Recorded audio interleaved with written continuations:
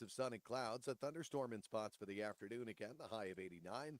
Saturday, cloudy, warm, and humid with a gusty thunderstorm, the high of 87. Then Sunday, it'll be hot with a mix of clouds and sun, the high up to 93. Monday, mostly cloudy, still hot, the high of 91. I'm meteorologist Jason Caterina in the WTIC Weather Center. All right, on Wall Street, market's up. The Dow is ahead 90 points, the Nasdaq up 120, S&P is up 21. Sunny skies, 83 is the temperature in Hartford. For these stories and more, go to WTIC.com. I'm John Silva, WTIC 1080 News. Isn't it time you thought about an estate plan for your family? Estate planning attorneys help prioritize and carry out personalized asset protection strategies. The law firm of Brown, Payne, Dearest and Scott has served the legal needs of individuals and their small businesses since 1977. Our experienced estate planning team is ready to help. With Brown, Payne, Dearest and Scott, you get more than a lawyer, you get a law firm. Visit us at bpslawyers.com. Simon Lebo approved this ad. Hot summer fun is back at Mohegan Sun. It's our $1 Million Summer with sizzling cash giveaways and promos every day. Spin to win in the new Hold 'em Spin Slot Zone. Sip and savor incomparable cuisine at Tao Asian Bistro and Lounge. Heat things up with incredible shows like Fish, Kevin Hart, and more. Plus, free tribute bands every Friday at Party on the New Sun patio. It's hot summer fun all summer long, only at Mohegan Sun. Rules and restrictions apply. Proper ID required. This is a special 1 minute on a You got vehicle it. with less than 200,000 miles with an auto warranty about to expire or with no warranty coverage at all. Due to a decline in the economy, CarShield is announcing a low-cost month-to-month vehicle protection plan that is now available to the public to save any driver out-of-pocket expenses on future auto repairs. Call now to find out how you can pay almost nothing for covered auto repairs. Yes, you heard that correctly. Pay almost nothing for covered auto repairs. An open phone line has been established for all drivers to call for a free quick quote. Call 800-403-5569 now. Drivers who are covered will not have to pay for covered repairs again. This protection plan is at an all-time low. Additionally, drivers who activate this vehicle protection today will also receive free roadside assistance, free towing, and car rental options at no additional cost. Call us for your free quick quote. 403-5569. That's 800-403-5569. What do you have to lose? Call 800-403-5569. Again, 800-403-5569. This is Reese on the radio, filling in for Todd Feinberg on WTIC News Talk 1080. What's up, everybody? You know who it is. You know who it is.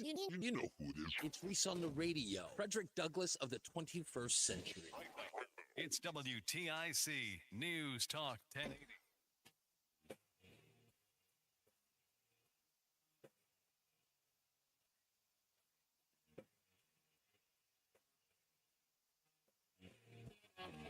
Yeah!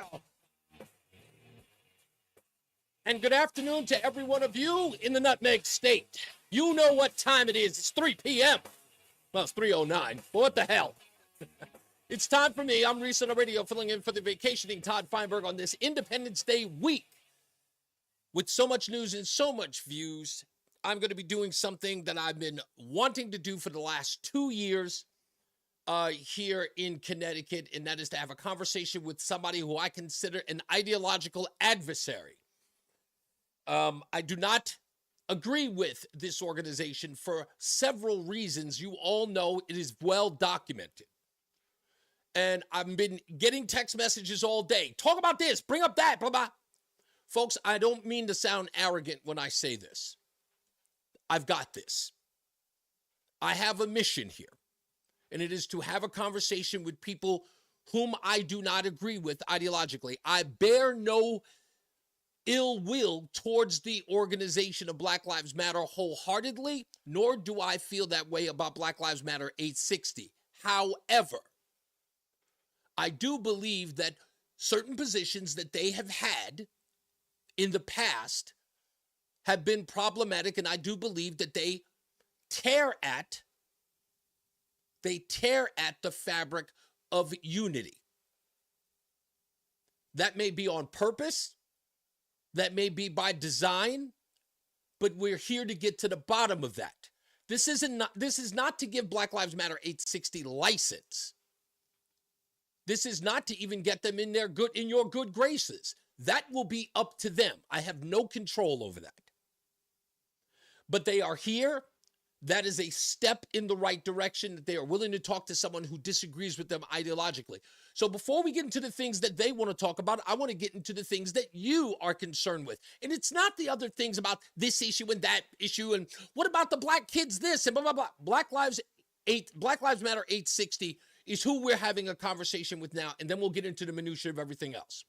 So on the line with us is none other than Evilise Carrera. She is what you can only call the spokesperson of Black Lives Matter 860. You've seen her on television. You've seen her online. She pretty much, if I'm correct here, Evilise is actually the person who is commenting on the Black Lives Matter Twitter/X page. Evilise, are you there? I am here, and yes, you're correct. We're all logged in, but they tell me to tweet. Okay, good enough. Now, look, I got to be honest with you. This is going to be contentious. You and I, again, don't agree, but we've had great conversations so far. We've had at least two. This may get to the point. That's why I'm here. I hate silos. I hear that. I feel that it's easier to talk to someone on the opposite end of the political spectrum than to enter these spaces where it just becomes, excuse my language, a circle jerk. Right. I hate it. I agree. So I want to start this off by expressing to you that one is important, that language be a factor. I know what you do on Twitter or X for that matter. So I want you to keep it as fair-minded as you can as far as language is concerned. And also I want you to consider my grandma's listening. Thank you. Okay, your grandma's listening, so you get it. Okay, fine. So let's start off, and I want to break down exactly what my position is, and then I need you to respond to that, and that only, because this is very important, okay? Of course. Now, Evilise, my biggest problem as a black man, 55 years of age, is that I have always understood what the quote-unquote black plight is. The Black Power movement to the new Black Panther parties. I've had discussions with members of the NAACP. I've had a personal relationship with the likes of Al Sharpton, Jesse Jackson, even had conversations with Martin Luther King Jr. III. I had dinner with them. I've broken bread with some of these people whom I don't agree with and I find no common ground with. When Black Lives Matter was started, I only had one question for Black Lives Matter, and I hope you can answer that question. Black Lives Matter to whom? Black lives should matter to everyone. I feel that, and this is just similar to the national organization. We're not affiliated with them like most chapters. Okay. Not affiliated with them. But Black lives should matter to everyone. Everyone should appreciate the differences that we have within communities. I don't want anyone to be blind to differences. We should appreciate each other. We should appreciate brown skin. We should appreciate freckles, red hair, afros. Okay. Let me follow up that question. We should notice those differences. Let me follow up with that then. Is it others' responsibility for Black lives to matter? I feel that in the world that we live in, yes. Yes, the same way that we want people to care, we want men to care about breast cancer, we want women to care about prostate cancer. You believe that what's happening to black marginalized. Okay, well, hear me out when I say that, okay?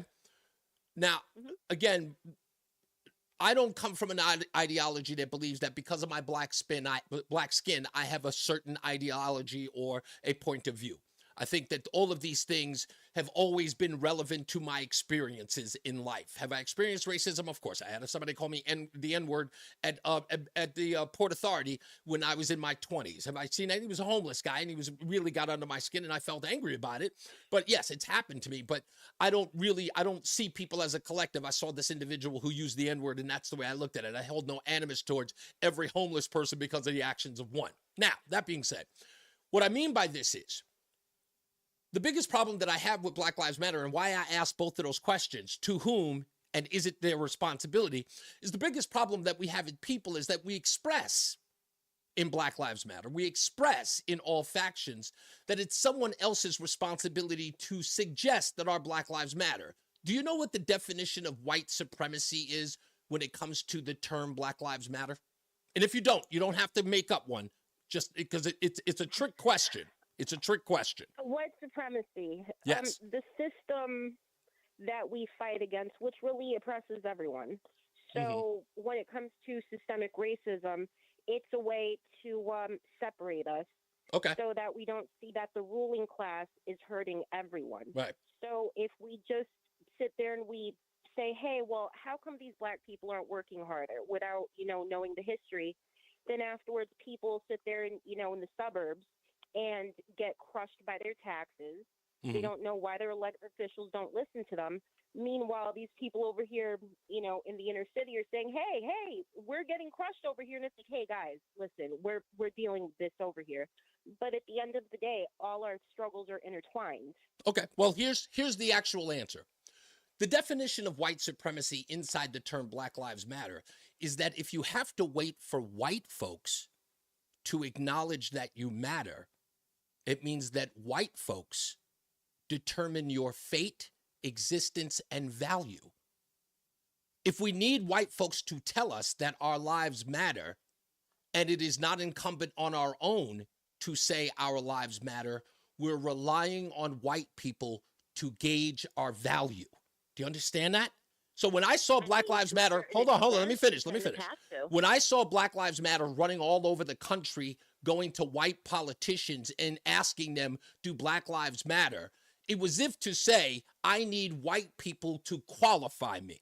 Do you understand where that's a problem for me as a black man? I don't need anybody. My life matters because I say so. I'm cool. Of course. Like when kids are walking around saying, you're not cool, you're old. I'm like, you think I really rely on your input on whether or not I'm cool?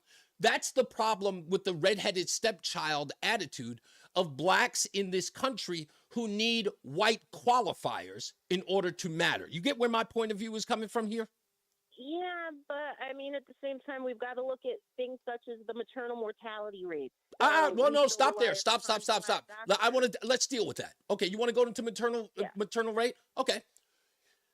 You believe that, do you believe that there is a maternal birth rate in the African American community that is being forced upon, or this is the product of white supremacy or white neglect, or whose fault is that?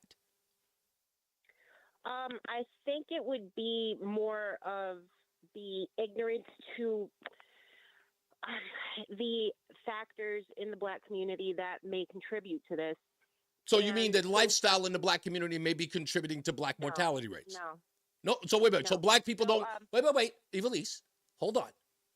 At what point are blacks responsible for their own health and their own well-being? Is there any point? Is it 30-70? Is it 40-60? What point are black people responsible for their own health and well-being? Well, let's talk about blood clots. No.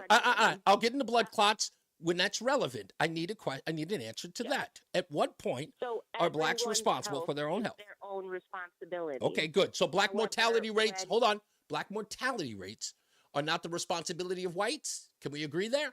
Yes, to a certain extent. What's the extent? When do whites have some responsibility to hospitals? What's that? So Ned Lamont's closing hospitals that treat black women regardless of income. He wants to privatize it. Okay, and the hospital is supposed to incur that cost for free because the patrons of said hospital are black and brown? So they're not supposed to make any money. We're supposed to ensure the health of those individuals at no cost.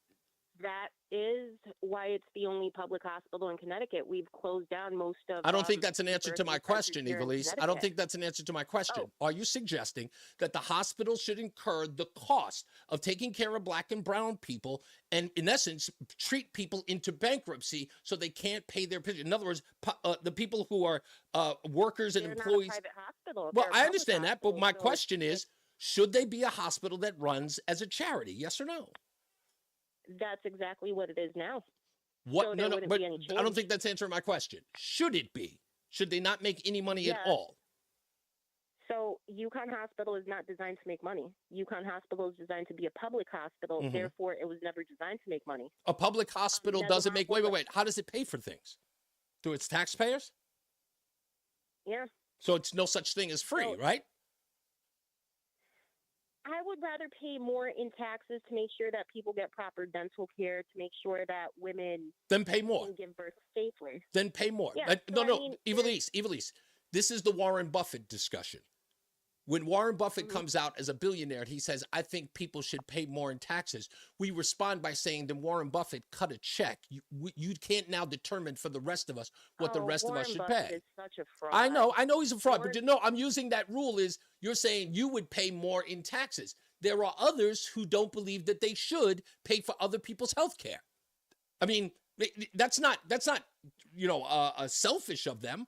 Them saying that they all have their own individuals' lives, and we should not be put under this umbrella that says if we don't wish to pay for certain people's health care because they happen to be black and brown, we're all painted under the same broad brush as being racist because you don't care whether or not we live or die. Sure we do. Eat healthier. Sure we do. Live better. Sure we do. Don't do drugs. Even if you eat healthier and live better, I mean, look at cases such as Serena Williams. She almost died from blood clots. I understand and that. definitely wasn't exercise or lifestyle choices. Do you think that was a systemic issue that Serena Williams dealt with individually? It is. You think that, wait. You think Serena Williams' individual incident was a systemic issue in hospitals writ large? Yes. Okay. See, this is where the divide happens. Okay. If this were switched, Evilise, and by the way, if you're just joining us, we're on the phone with Evilise Carrera of Black Lives Matter 860. See, this is where it becomes a problem. Because if you were to switch this around under any other circumstances, and I hate to use the whataboutism of this, but it would be deemed as racist, prejudiced, and bigoted to say the same thing if the shoe was on the other foot, right? If I said a black doctor was responsible for not caring for Winona Judd and say that it was systemic of black physicians not to care for a white woman, they would look at me like I had 5 heads. So you got to explain to me how Serena Williams, an individual dealing with an individual doctor, is now a systemic problem, which in essence says every physician treats black women that way. You got to explain it. Make it make sense.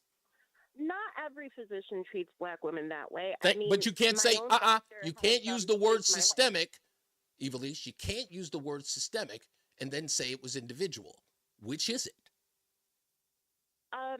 So systemic, there's enough individual incidents where it becomes part of a system. Yeah, there's enough So there's individuals who plenty of commit murder. We're not all doctors out killers. there. No, there's enough. Listen, there's significant evidence that people commit murder. It doesn't mean that every human is capable of it, does it? Every human technically is capable of it. Yeah, but it doesn't mean that we are But we're murderers. identifying the factors that would prevent someone from becoming a serial killer. So if we see that someone's torturing animals, we're going to look at the factors and say, hey, this person that is sitting here torturing animals. But then let's use that Because example then, patterns. Evilise. Let's use that example.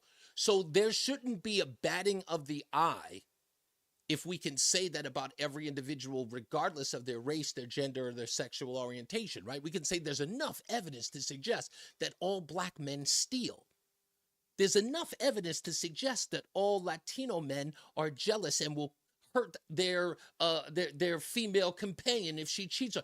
There's enough evidence for anything for us to make a systemic claim or a broad stroke indictment of said individual. Isn't that fair to say?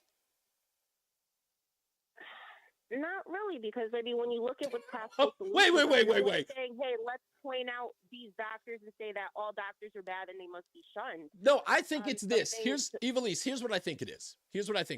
Okay. It's called the permissible bigotry of certain individuals. It's called the permitted bigotry of certain individuals. If it's cops, if it's church, if it's conservatism, if it's, I don't know, what's the other one I'm looking for? Cops, conservatives, Christians or Catholics or somewhere in the church. And I know there's one more. Oh, Caucasians. That's right. It's the 4 C's, right? If it's those groups, you can paint them with a broad stroke all day. Apply same measures to a black, a brown, a woman, a transgender, LGBTQ community, bigoted and racist and homophobic. But as long as it's the 4 C's, absolutely permitted. Don't you think that's the case here? Not always. I mean, when you see a black mass shooter, or an Arabic mass shooter, they're painted as a terrorist, they're painted as a thug. Who paints them And that as way? soon as we get a white mass shooter, the media, which sows so much division. So, Right. man, don't get me started on Yeah, them. I'm not going to be honest with you. The news media is in and of itself its own entity, if you will. It's got its own problems. But we as people, see, sometimes we like to view everybody through the eyes of the media. So if the media calls something, it means America calls them that. The media is a completely separate power altogether. They have nothing to do with the American people think of each other at all. And I can guarantee They shape that. way too much, though. That's the problem. I'm sorry? They shape way too. People have so many people lack critical thinking skills because they're told what to think. That's pretty broad. And That's an indictment of people. Wait. You saying that there are so many people that see, now this is exactly where I knew this would go. This is where I knew this would go. So what you believe is, Evil, if I get this correct, right? It's your division. No, your mistrust of the American people to discern what's real, what's right, what's wrong, what's honest.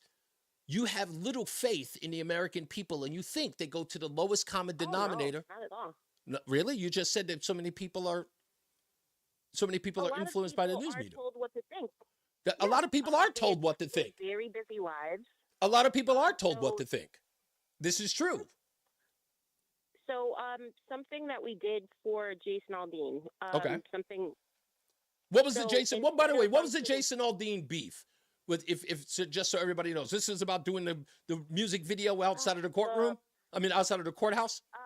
Yeah. So while it wasn't appropriate and everything else, we knew that the average Jason Aldean fan just enjoys music, right? So we went with a woman called Kamora Harrington. She teaches something called cultural humility. Okay. Which isn't this hippy dippy, we're all going to hold hands and get along. It sounds problematic by its name alone, to be honest. Yeah, kind of, but it's also the reason I'm on the show, because I don't like silos, and she's got it. Well, wait. Hold on. Wait a minute. Hold on for 1 second before we get into the Jason Aldean thing, because we're coming up on a break. We're coming up on a hard break in a minute. So stick around. We'll come back to that, and I want to follow up with some other stuff that I want to come into the opening. Jason Aldean fans are pretty awesome. Well, yeah, we'll get into that. I want to go to a break. Folks, if you'd like to join us and you want to join in the chat room, if you got a great question you want to ask, go to reasonoradio.com right now. We are live there. You can go into the chat room, join us on X, join us on Rumble, whatever it is that you choose, and put your comments in there. If I see something that might be going with the flow or something interesting, we will ask Evilise of Black Lives Matter 860 and see if we can get an answer for you. So people are joining the chat room as we speak. We will move on and put some more spin on this because I think it's going to get interesting. It's Reese on the radio, filling in for Todd Feinberg on News Talk 1080 WTIC. We all know baseball is a long season. I'm Brett Boone from the Brett Boone Podcast. This summer, take a trip down memory lane with me and hear from the legends of the game. So far this year, I've had conversations with Randy Johnson, Pete Rose, Deion Sanders. Plus, every week we look at the state of Major League Baseball, which teams are exceeding expectations, which ones are struggling to meet them. Follow and listen to the Brett Boone Podcast on the free Odyssey app or wherever you get your podcasts. And now, a WTIC news update. It's 3:30. Michael Niner Joyner, good point. There's a reason why I'm cutting her off. I don't mean to, but if she makes a particular point, I need her to stick to that because, unfortunately, because I've had conversations with her before, she has a tendency to go off into the weeds. And once it goes up to the weeds, we lose focus and not get answers to questions that I really want or pointed questions. So I get your point. But I need to stay a little focused. This is all going to flow a particular way. That is how I interview. It's an interview style that doesn't always work, but in this case, I know it is. It is to make sure that she stays focused, but I appreciate you pointing it out. Through work zones or if emergency workers and police are assisting motorists along the side of the road. DOT worker Andrew DiDomenico's death last Friday in Wallingford came just weeks after Connecticut State Police Trooper Aaron Pelletier was killed during a traffic stop on 84 in Southington. Bob Stores announcing it is closing for good. The clothier with 10 locations in Connecticut is filing Chapter 11. It announced last week that it will be holding going out of business sales. State Attorney General William Tong launching an investigation into the Capulet festival fiasco. Capulet Entertainment, after the outfit abruptly canceled the third and final day of the festival last weekend. The AG says his office has received dozens of complaints from those who purchased tickets, but have heard nothing but radio silence from the organizers. Some forked over as much as $700 for a 3-day pass. New member to the team of Governor Lamont, Matthew Brockman, taking over as chief of staff. He will succeed Jonathan Dock, who's headed to New York. Former New York City Mayor Rudy Giuliani has been disbarred in the state. The former one-time legal advisor for former President Trump repeatedly lied about Trump's loss to President Biden 4 years ago. He had his law license suspended prior to that. Hurricane Beryl is roaring across the Caribbean Sea as a monstrous Category 5 storm. A path headed toward Jamaica and the Cayman Islands. 4 deaths have been attributed to the storm thus far. WTIC News Time 3:32. Jason Caterina has the forecast. For the rest of the afternoon, mostly sunny and quite pleasant, a high of 86. Tonight, under partly cloudy skies with a light south wind, the low down to 60. For Wednesday, a mix of sun and some clouds. It'll be warmer, the high of 88. Then for Thursday, Independence Day, it'll be quite warm and humid with a mix of clouds and sun. A thunderstorm around in the afternoon, the high of 87. Friday, warm with a mix of clouds and sun again, and a thunderstorm in spots for the afternoon, the high of 89. I'm meteorologist Jason Caterina in the WTIC Weather Center. All right, 84 and sunny right now in Hartford. Half hour before the close on Wall Street. The Dow's up 119 points. I'm John Silva, WTIC 1080 News. Ooh, ma. What was that? That is business phone bliss with the Ooma Cloud Phone System. It handles all our voice, video, and messaging needs. You sound very... Calm? I am. Ooma has everything I need to run my business more efficiently, like virtual receptionist, call routing, and video conferencing. And it starts at just $19.95 per month per user, plus taxes and fees. Ooma. Nice. Find your business calm at ooma.com/radio. eBay Motors is here for the ride. 120,000 miles of night drives, daily commutes, and who knows how many. Are we there yet? Through countless fixes, elbow grease, and a new radiator, you kept your ride alive. With eBay Motors, you have over 122 million parts to keep it running. And with eBay Guaranteed Fit, they'll be the perfect fit every time. Plus, at these prices, well, we're burning rubber, not cash. Keep your ride or die alive at ebaymotors.com. Eligible items only. Exclusions apply. Hey, Tom Shattuck here. Did you get in on that Awaken 180 challenge to drop 40 by the 4th? If so, congratulations. You've reached your goal this week. Went by fast, didn't it? 2 months and 40 pounds gone. If you've been sitting on the sidelines and haven't started Awaken 180 yet, what's holding you back? The results are real, and they come quick. You all know my results with Awaken 180, and I'm just one of over 23,000 Awaken 180 clients who transformed their lives in months, not years. And I went down 80 pounds in just some months. Hey, and I want to emphasize something. Free support for life is the main reason I chose Awaken 180. The deal is simple. You set real, measurable goals. Then you literally watch the pounds melt off every week. I mean, my first week alone with Awaken 180, I dropped 9 pounds. 9 results, you'll get them with Awaken 180. Book your Cromwell or at-home consultation today at awaken180weightloss.com or call 844-346-1800. That's 844-346-1800. Today, we're constantly taking photos and videos to remember our favorite moments. But what about those captured before the smartphone? What about the memories tucked away on aging VHS tapes, film reels, or in fading photos? These cherished memories are fading away with time, vulnerable to threats like heat, moisture, and mold. But fear not, there's a solution to safeguard your legacy. Hi, I'm Adam. And I'm Nick. Together we founded Legacy Box over a decade ago with one mission, to bring your memories into the 21st century. It's time to bid farewell to old tapes you can't watch and faded photos. Legacy Box transforms them into digital treasures, ready to share with a click. Just like magic, your shoebox of memories is now safely stored in the cloud or on a thumb drive. Over 1 million families have trusted Legacy Box, so you can rest assured your priceless moments are in good hands. Don't let your childhood fade away on old tapes. It's time to digitize those priceless moments. Fast forward into the digital age. Visit legacybox.com/value and unlock 50% off your order. That's legacybox.com/value. Eric was way behind on his taxes. I owed a lot of money to the IRS, almost $15,000. I tried to make payments. The IRS wasn't satisfied with Eric's efforts, so they came after him full force. They're coming to put a lien and a hold on all my income, my home, my car. I was just overwhelmed at what to do. Then Eric called Optima Tax Relief. When Optima Tax got involved, the calls would stop, the threats would stop. It was easy like 1, 2, 3. Optima Tax 1, 2, Relief 3. is A+ rated by the Better Business Bureau. 1, 2, 3. Tax professionals took care of Eric's problem. I owe $15,000, and now my debt is clean. I don't owe anything. Take Eric's advice. Neither do I. You need to call Optima Tax now. Call Optima Tax Relief for a free consultation. Call 800-682-9928. 800-682-9928. 800-682-9928. Optima Tax Relief. Some restrictions apply. For complete details, please visit OptimaTaxRelief.com.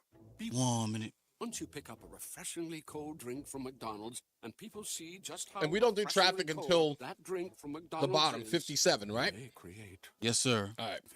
because there are drinks, then there are drinks. But you still got to break at 50.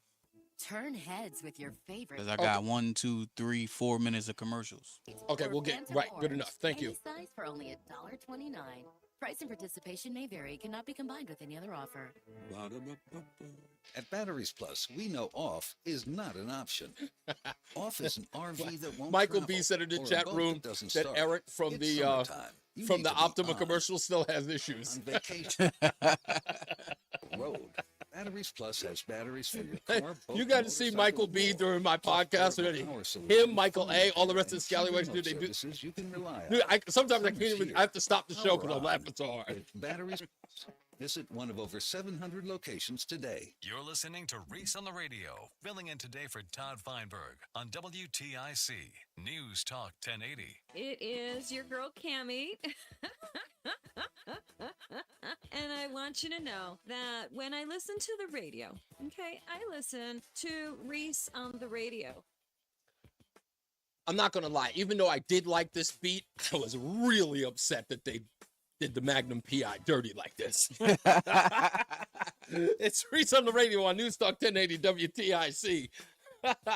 On the phone with Evilise Carrera of Black Lives Matter 860. Before Evilise, I get back to the point that you were bringing up. Something came to my mind. And it's a question that I wanted to ask any member of Black Lives Matter, whether it be national or local. Do you believe in the idea of the Black agenda? Are you a proponent of that, or do you believe in something called the Black agenda? I would support the Black agenda. I'll be completely honest with you. Okay. That doesn't mean that there's less for others. Right. It just means that for the specific Black community, there are different needs. Mm-hmm. And that's everyone... you see, there's something about this conversation that I know, and just so everybody knows, I'm a good litigator. Because I said, never ever ask a question you don't know the answer to already. You just said it. You said that there are things that are indicative of the needs of the African-American community, or paraphrase what you say. Can you explain those to me for the rest of us who don't believe that there is a Black agenda? What is it that is in the Black agenda that is only indicative? In essence, only Blacks would benefit, no one else, because it's specific to the needs of Black people. That's the problem. Even with those things, everyone would benefit. So when we talk about undoing the effects of redlining, my own grandparents, my grandmother was white, my grandfather was Afro-Latino. Mm-hmm. So they couldn't buy a house even in cash in the suburbs when they moved over. How was their credit? You know, we lived in Hartford. How was their credit? It didn't matter. Credit was immaculate. My grandmother's credit is still immaculate, and she now owns a house in West Hartford. Was that the case for every? Was that the case for every African American? Yeah, until I believe after my dad was born. My dad was born in 60. Evilise. With all due respect. So yeah, Evilise, hold on. Did you even hear the question I just asked you? Was that the case? Was that the case for all African Americans? Yes or no? That all of them had good credit? Oh no, Well, of course. not. Okay, of course not. Right. So wait. Let when me. credit What, scores, did black banks? when did credit scores begin to get calculated? I don't know. Did black banks turn down black home or at least potential homeowners as well? You had to live in certain places. Yeah, but did black banks you do wouldn't it? have been able to buy a house in Rocky Hill. Did black banks? Did black banks do Which it? ones existed? Yeah, the ones that existed did do it. Right, they did, and usually the reasons they weren't able to. Right, no. Black banks did turn down black potential homeowners. They just did. It's a fact. It's a concrete fact. In fact, there are several books that outline this fact. In fact, to be honest with you, the redlining argument is a trope. Sadly enough, it is one of those myths that have been disproved. See, I call it something evil. I call it Negro myths, and it's only because, again, it's only used to perpetuate a point to make African Americans a victim of the past, while today there's no experience whatsoever that says that, because I could go to the Community Reinvestment Act of the 1970s, and I can go the reiteration of the Community Reinvestment Act of the Clinton administration that put African American families in homes, threatened the banks to do that, putting them in homes, into homes that not only they couldn't afford, but lowering the standards of which those individuals could get those homes. And then, of course, there was a massive foreclosure behind it. Why? Because the objective was to give black people in a home so they could be a part of the American dream. But guess what? They could not afford the homes they went into. They blamed the banks because you have to have a bad guy. The banks were the bad guy. And that isn't to say that the banks weren't bad people, but if you're going to be forced to give loans to people who can't afford them, you're going to have to protect yourself so that you don't go bankrupt. It's the reason why the federal government ended up bailing out all of those banks, because they were forced by the government to give those loans to people who couldn't afford them. And here we have the Community Reinvestment Act 2.0 on steroids, with black people in homes that they couldn't afford all end up foreclosing on them. Some of them ended up homeless because of it. And you want to know why? When people turn around and say redlining, they keep forgetting that when you force the issue, black people ended up being the biggest victims of the foreclosure of 2008. So again, it's not nuanced. Again, I'm sorry. Oh, so here's the thing. They didn't get the same deals that they got under the New Deal. They didn't get the same interest rates. They didn't get the same contracts. So these bubble payments that occurred, it was predatory lending, and it was a handout. Wait a minute. Were the black people too? No offense, but were the black people too stupid to read a contract? Is that what we're supposed to believe now? Black people were just too stupid to recognize that there was going to be a balloon payment in 3 years? Here's the problem. It didn't just happen to black people. It happened to... I know who it happened to. It happened to a lot of people. My question is... Send Wells Fargo into black churches. I understand that. You send... you're more likely to trust someone that your pastor sent. Sure. Than, someone that you're less likely to read the fine print. And that didn't just happen to black people. But this sounds like a lot of naivete.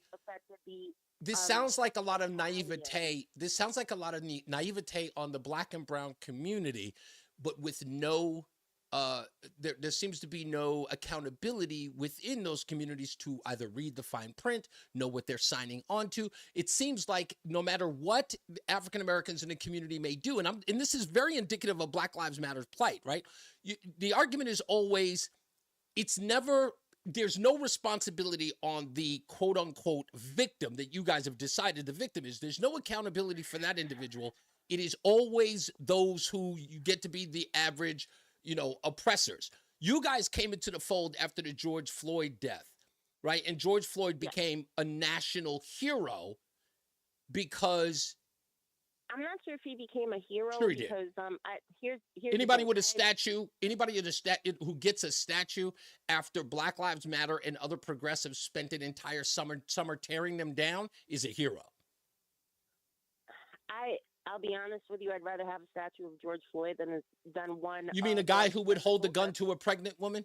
A guy who was clearly high on fentanyl beyond repair to the point where he literally overdosed to a guy who was pawning off counterfeit dollars. Wait. He's pawning off counterfeit dollars. He's pawning off counterfeit dollars at the local store, a local business. We're not talking about he was pawning it off at some corporation that makes billions of dollars. It was a local store in his neighborhood.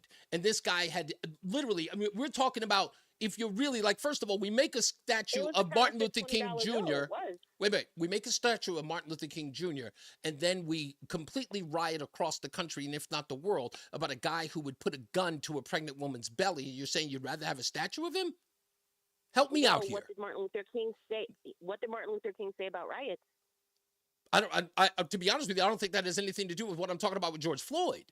You said George Floyd, you'd rather have a statue of him. And I'm saying that the character... I'd rather have a statue of him than a Confederate soldier. Confederate soldiers picked up arms against American soldiers. Okay, fair enough. You know what? In fact, I would make an argument for that you don't have a statue of either.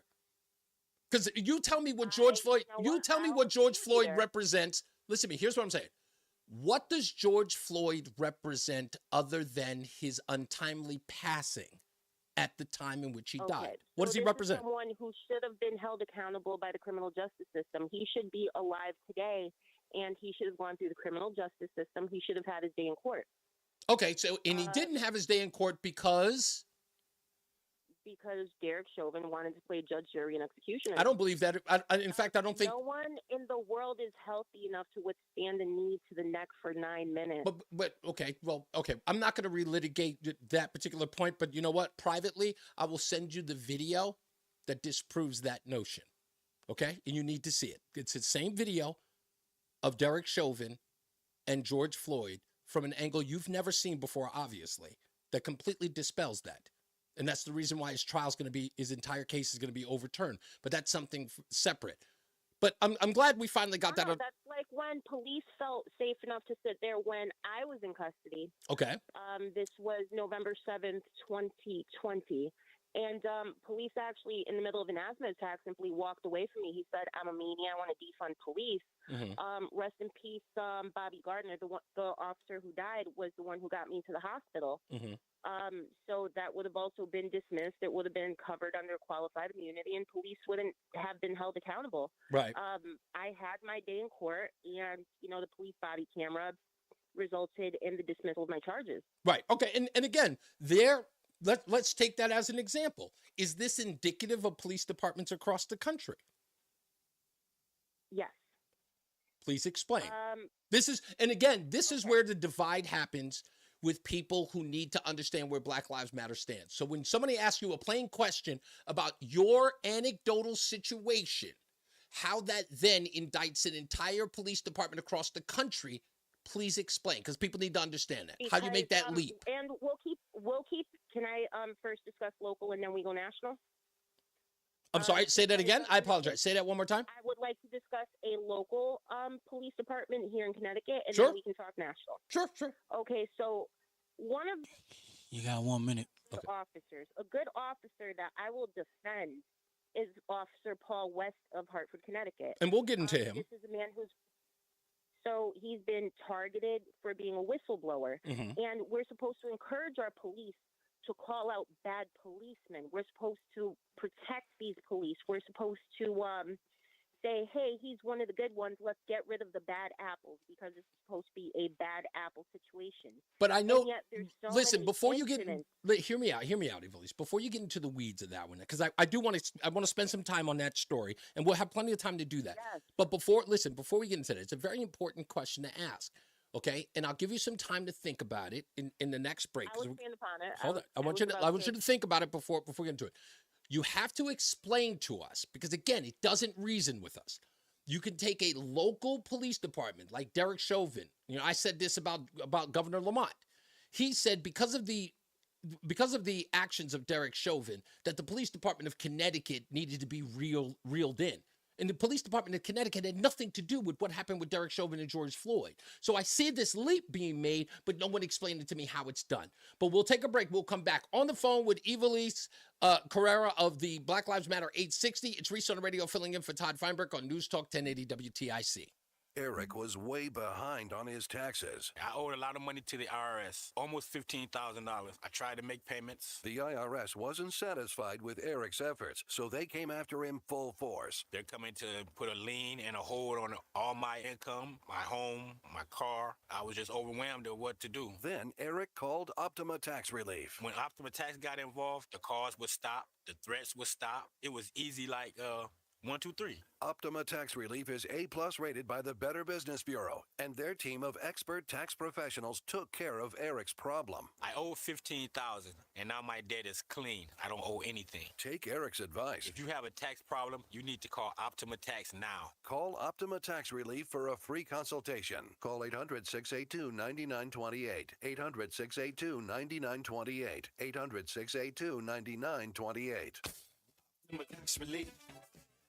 Some restrictions apply. For complete details, please visit OptimaTaxRelief.com. Are you ready to smell better naked? I'm Dr. Shannon Klingman, the OBGYN creator of Lumi, the whole body deodorant that's clinically proven to control odor for 72 hours on pits, feet, privates, and beyond.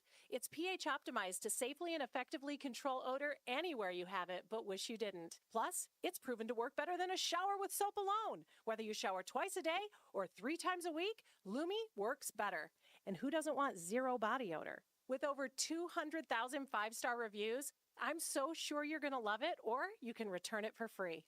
There's a special offer for listeners. Use code 500 and get 15% off your first purchase with code 500, like the Lumi Starter Pack, Acidified Body Wash, or new Lumi Plus Sweat Control. That's LUMEdeodorant.com, code 500 for 15% off your first purchase. Love it or return it for free. That's LUMEdeodorant.com, code 500 to save 15% today. 1 minute. IRS debt. If you can't afford to pay your IRS debt due to economic hardship, you can now be free of IRS collection efforts by taking advantage of a special IRS tax hardship program. This program allows Americans who owe the IRS to resolve their delinquent tax debt once and for all. In some cases, maybe even reducing what you owe significantly. An open phone line has been established by Community Tax for consumers to call and see if they qualify. Simply dial 800-578-2415.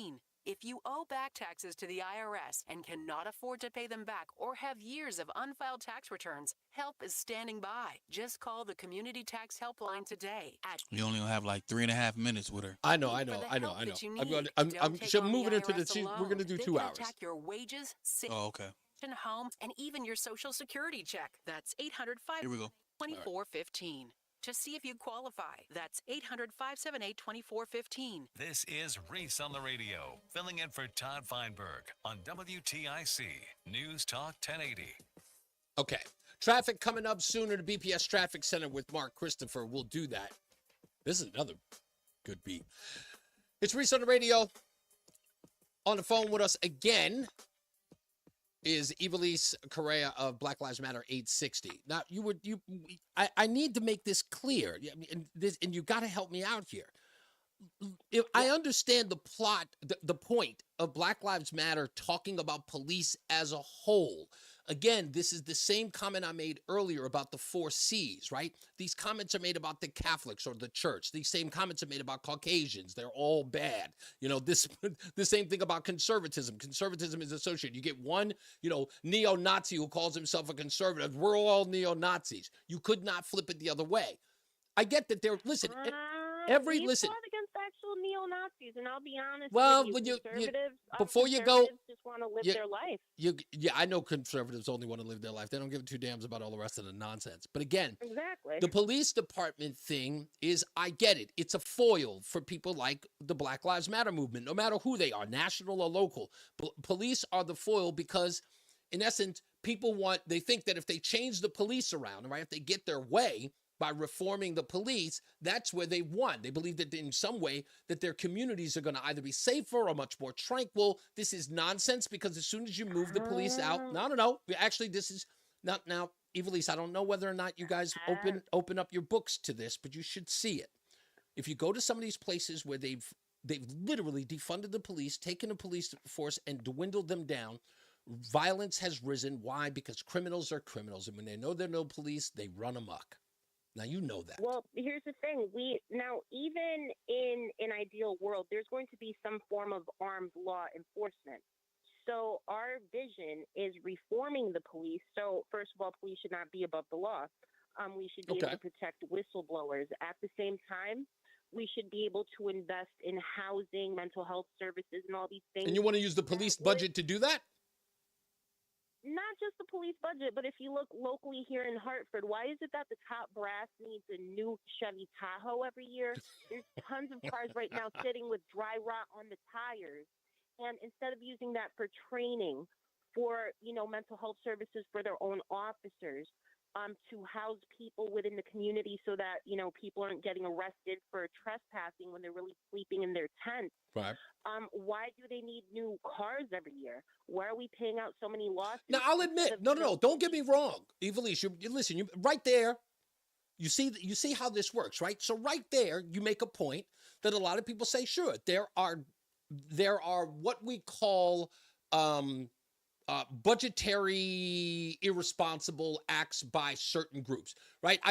I'll never forget that time after September 11th when the Red Cross was asking for donations after September 11th. The same year, they bought every one of their staff their new fleet of BMW cars. It looked insane. Like I was like, you couldn't, like, how could you even ask for donations when everybody's driving around in a new BMW SUV? You're probably Democrats. Right. But no, my point is that I get what you're saying, is that when somebody's abusing that money or those finances to give people a new car every year, if they're not doing that, then that's what we do approach. That's something that we should approach and we should pay attention to. And I totally agree with you there. In the next hour, when we come back, stick around. Hold on, because we got to get into traffic soon. In the next hour, we're going to get into some of the other controversies between you. And of course, a question that I asked you yesterday on the phone, I want to get you to give the answer to the people so they can hear it themselves about Black Lives Matter 860 and the possibility, if there's a consideration, in changing your name. Don't say anything yet. We'll get to it after we get to the BPS Traffic Center with Mark Christopher. Hey, Mark. Hey, Reese, good afternoon to you. Good afternoon, everyone. Well, if you're heading on the southbound side of I-91 coming into Hartford, you're going to see slow traffic from exit 34 down to 32A and B. And again, some delays from 21 in Cromwell down to exit 20 Country Club Road in Middletown. Northbound side of 91, moving well Cromwell through downtown up into Windsor. Westbound 84 slowing, approaching the Berkeley Bridge to 47 Sigourney. 84 eastbound delays about a half mile before 46 Sisson Avenue up to 48 Capitol Avenue. 291 through 84 moving well east of the river, no problems. 2 eastbound Glastonbury into Marlboro. 9 northbound slowing 22 to the Aragoni. 9 southbound slows 27 in Cromwell down to the Aragoni Bridge. 84 eastbound Waterbury slowing 17 to 18. If you're on the eastbound side of 84 in Danbury, some tight traffic by 3. Again, a little slowdown 84 eastbound in Newtown by exit 11. If you're northbound on the Wilbur Cross Parkway, look for slow traffic as you approach 59 in New Haven, and 95 southbound delays New Haven 46 down to exit 44. Traffic and weather together on the 8's WTIC News Talk 1080. Look at your cup holder. It's empty, and you're feeling thirsty. Head to a nearby convenience store and fill it with a Pepsi Zero Sugar, Mountain Dew, or Starry. Grab a delicious, refreshing Pepsi for the road. WTIC weather. For the rest of our Tuesday afternoon, a beautiful day and a great evening. Mostly sunny skies, the high of 86 this afternoon, and under partly cloudy skies tonight with a light breeze out of the south, the low down to 60. Sun and some clouds for Wednesday, the high of 88. A nice breeze out of the south-southwest, then mostly cloudy on Wednesday night. Mild, the low only down to 65. Thursday for Independence Day, it'll be warm and humid with a mix of clouds and sun. A thunderstorm around in the afternoon, the high of 87. Becoming cloudy Thursday night, warm and humid, the low of 66. Friday, very warm with a mix of sun and clouds. A thunderstorm in spots for the afternoon again, the high of 89. Saturday, cloudy, warm and humid with a gusty thunderstorm, the high of 87. Then Sunday, it'll be hot with a mix of clouds and sun. The high up to 93. Monday, mostly cloudy, still hot, the high of 91. I'm meteorologist Jason Caterina in the WTIC Weather Center. WTIC is 99 and kicks off a year-long celebration to 100 years on the air. This is WTIC and WTIC FM HD2 Hartford, an Odyssey station. 4 o'clock in the afternoon, I'm John Silva, WTIC 1080 News. State Attorney General William Tong says what the Capulet Music Festival did to fans over the weekend seems like a ripoff. The 3-day metal rock event was sold as an outdoor event at Thompson Motor Speedway. Last minute, for unknown reasons, though, it was moved indoors to the much smaller Webster Theater in Hartford. Popular bands dropped out, few fans showed up, and before the third day, the whole thing was scrapped. So Tong says an investigation into Capulet Entertainment and owner Esteban Vega is on. Because of the huge gap between what was promised and what was delivered, and my very real concerns that inadequate planning and preparation was put into this festival, and also my very real concern is that it happens again, and I don't want to see that happen again. Because of that, we're launching an investigation today. The fans paid anywhere from $65 to $700 for tickets. Many have unsuccessfully sought refunds. Tong's office has fielded about 60 complaints. In the last month, first, a hit-and-run crash took the life of Trooper First Class Aaron Pelletier on I-84 in Southington. Then, a crash in Wallingford claimed DOT maintenance worker Andrew DiDomenico's life on the side of 91 in Wallingford. Among those stressing road safety, Governor Lamont says a lot of it is on you. I need folks to look out for each other. I need you to say to somebody who's driving a car that shouldn't be driving a car, pull over. Now, a new law allows the state to place speed cameras in work zones in order to issue tickets to drivers automatically who break the law. Former President Trump's attorneys hope Monday's Supreme Court ruling on immunity can get his hush money convictions overturned. There was evidence introduced in the hush money case that under the Supreme Court guidelines might not be permitted. CBS News legal analyst Thane Rosenbaum. Bob Stores announcing it is closing all stores in Connecticut and Massachusetts. Companies filing for Chapter 11 will be unable to operate the stores during the bankruptcy. Going out of business sales began last week. Bob's president, Dave Barton, said in part in a statement they regret the current financial climate and has led to the liquidation. Bob says 10 locations here in Connecticut. President Biden plans on meeting with Democratic governors in person and virtually on Wednesday to reassure them after his disastrous performance in last Thursday's debates. He said, hey, look, we've got to rip the Band-Aid off. He said that Vice President Kamala Harris has grown into her job over the last 3.5 years, and it is time to acknowledge that the baton needs to be passed to her. And CBS's Nancy Cortez. So one of Governor Lamont's top aides is moving on. Jonathan Dock, part of the governor's campaign in 2018 and has had a position in the administration since its first term, is stepping away from his role as chief of staff and moving to New York City, but he will be staying on as a senior analyst. The governor asked me to stick around to help ensure a smooth transition and tackle some of the big picture issues that keep him up at night, but sometimes don't get traction in the day-to-day chaos of the building, and that can be tackled on a semi-remote basis from New York City, where I'm moving. Matt Brockman will assume the position as chief of staff. Closing bell report sponsored by Bouvier Insurance. S&P 500 closed above 5,500 for the first time today, finishing up 33 points. The Dow was up 162, and the NASDAQ gained 149. For these stories and more, go to WTIC.com. I'm John Silva, WTIC 1080 News. Imagine a world where One minute. coexist in harmony, where You probably don't want to go to her right now, though. Oh, no, I know. Marginalized communities are empowered. At International Animal Rescue, this is our vision. Our holistic, community-led projects not only rescue animals, but also protect and replenish precious habitats, creating a better future for us all. But we can't do this without you. Show your support now and help keep the wild, wild. Visit internationalanimalrescue.org. Ready? Go.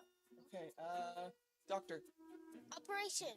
No, the most amazing care. They changed my life.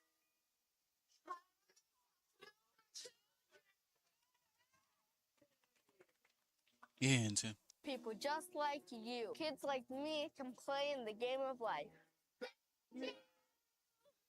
Go to loveshriners.org right away. Thank you. You're listening to Reese on the Radio, filling in today for Todd Feinberg on WTIC News Talk 1080. So many news stories and so many views from yours truly, Reese on the Radio, coming up in the next hour right here on News Talk 1080 WTIC. Still on hold is Evilise Correa from Black Lives Matter 860. We'll talk to her for another hour. I promised her 2 hours. We have so many things to get into. But these conversations, because of, the breaks and all the other stuff, we're getting out. So we're getting into some of the controversial stuff as of late in a couple of minutes for the answer. And again, as I've already said, we are going to ask the question about Black Lives Matter changing their name. I'll give you an opportunity to answer that because we're going in traffic in a couple of, about a minute. But let me give you the sort of the impetus, or give you the breakdown of why I even suggested it or why I thought about it, was because Evilise and I talked earlier, and she talked about, like, sometimes, they have the door slammed in their face because of the association with the name Black Lives Matter.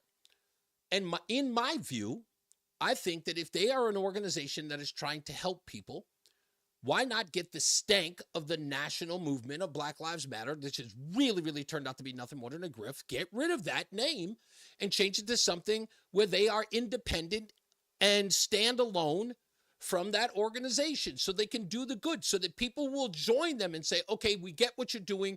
The Black Lives Matter ilk isn't on there. And I said this yesterday, and I was hoping that they were listening. It's sort of like, the Ku Klux Klan coming to me and telling me, and I'm not saying that the BLM is like the Klan, but you get my meaning. It's like the Klan coming to me telling me, we're KKK 860. We don't want to kill anybody. We just hate them strongly. But yeah, it sounds messed up, but I'm being serious.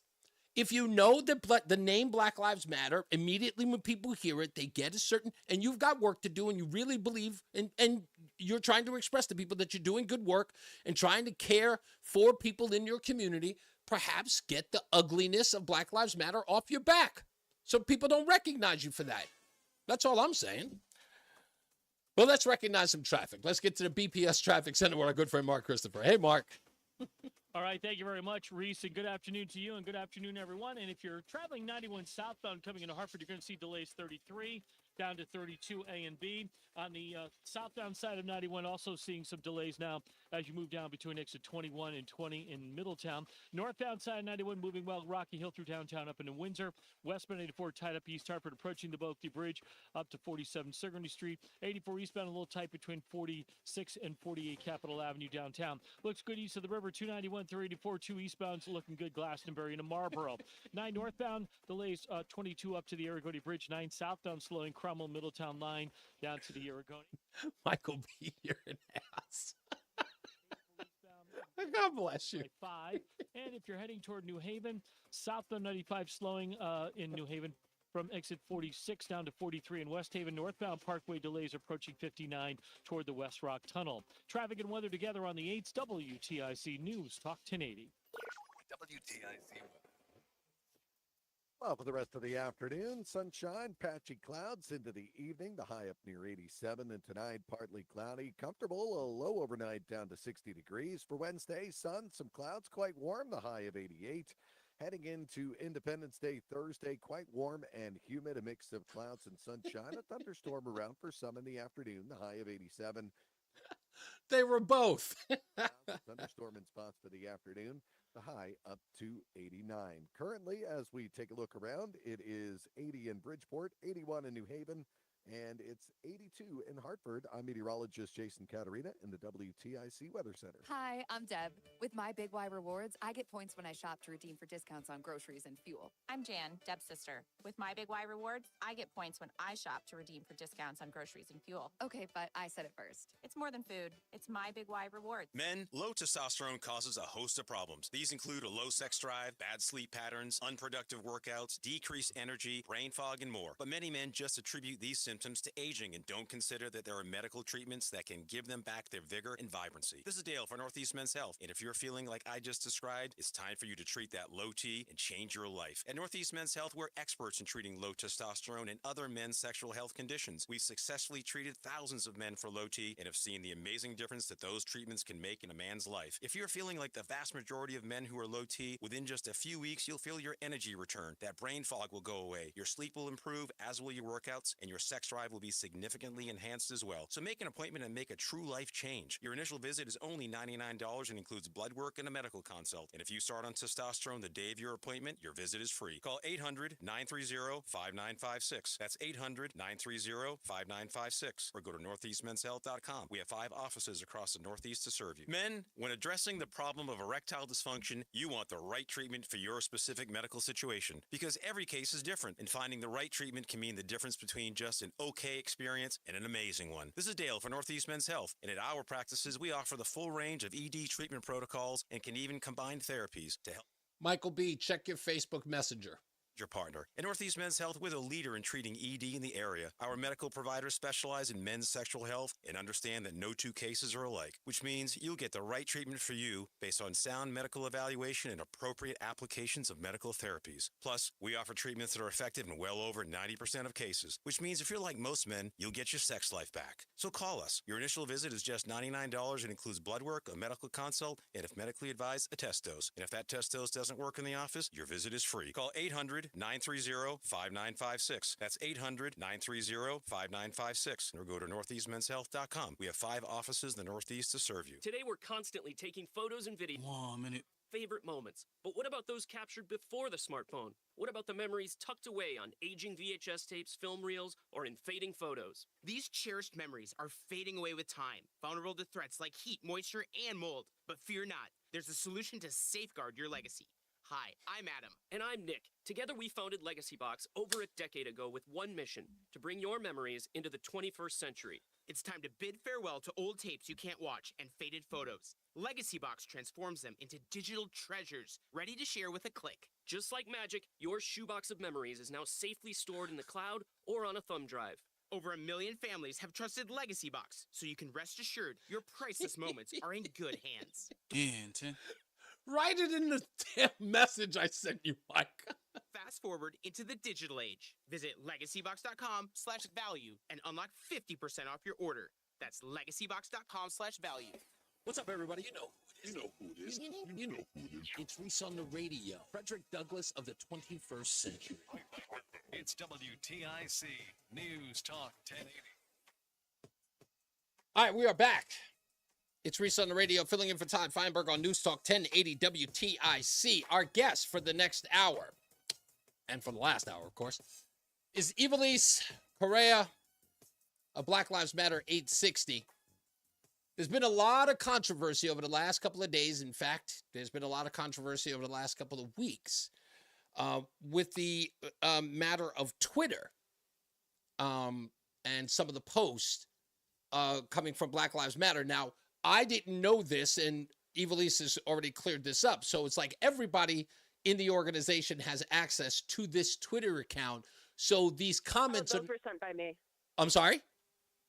Oh, those were definitely sent by me. Okay, so they're sent by you, but they are not necessarily, representative of how you feel? Do you want me to be honest with you? I don't think the Democrats are actually going to do it. I'm being facetious when I say that. Well, I didn't get into the comments yet. I'll get into some of the things that I know what you wrote recently. I know that, but there have been some things that have been on there that were a little controversial. I know there was a young girl that was beaten down, and there was a comment that was made on Black Lives Matter that said that if something had happened in Hartford, right. Okay, no, but, well, Mark from West Hartford. I mean, we can delve into that. Okay, Mark from West Hartford. You want it? No, hear me out. Mark from West Hartford took issue with it. He was the one that brought it to my attention.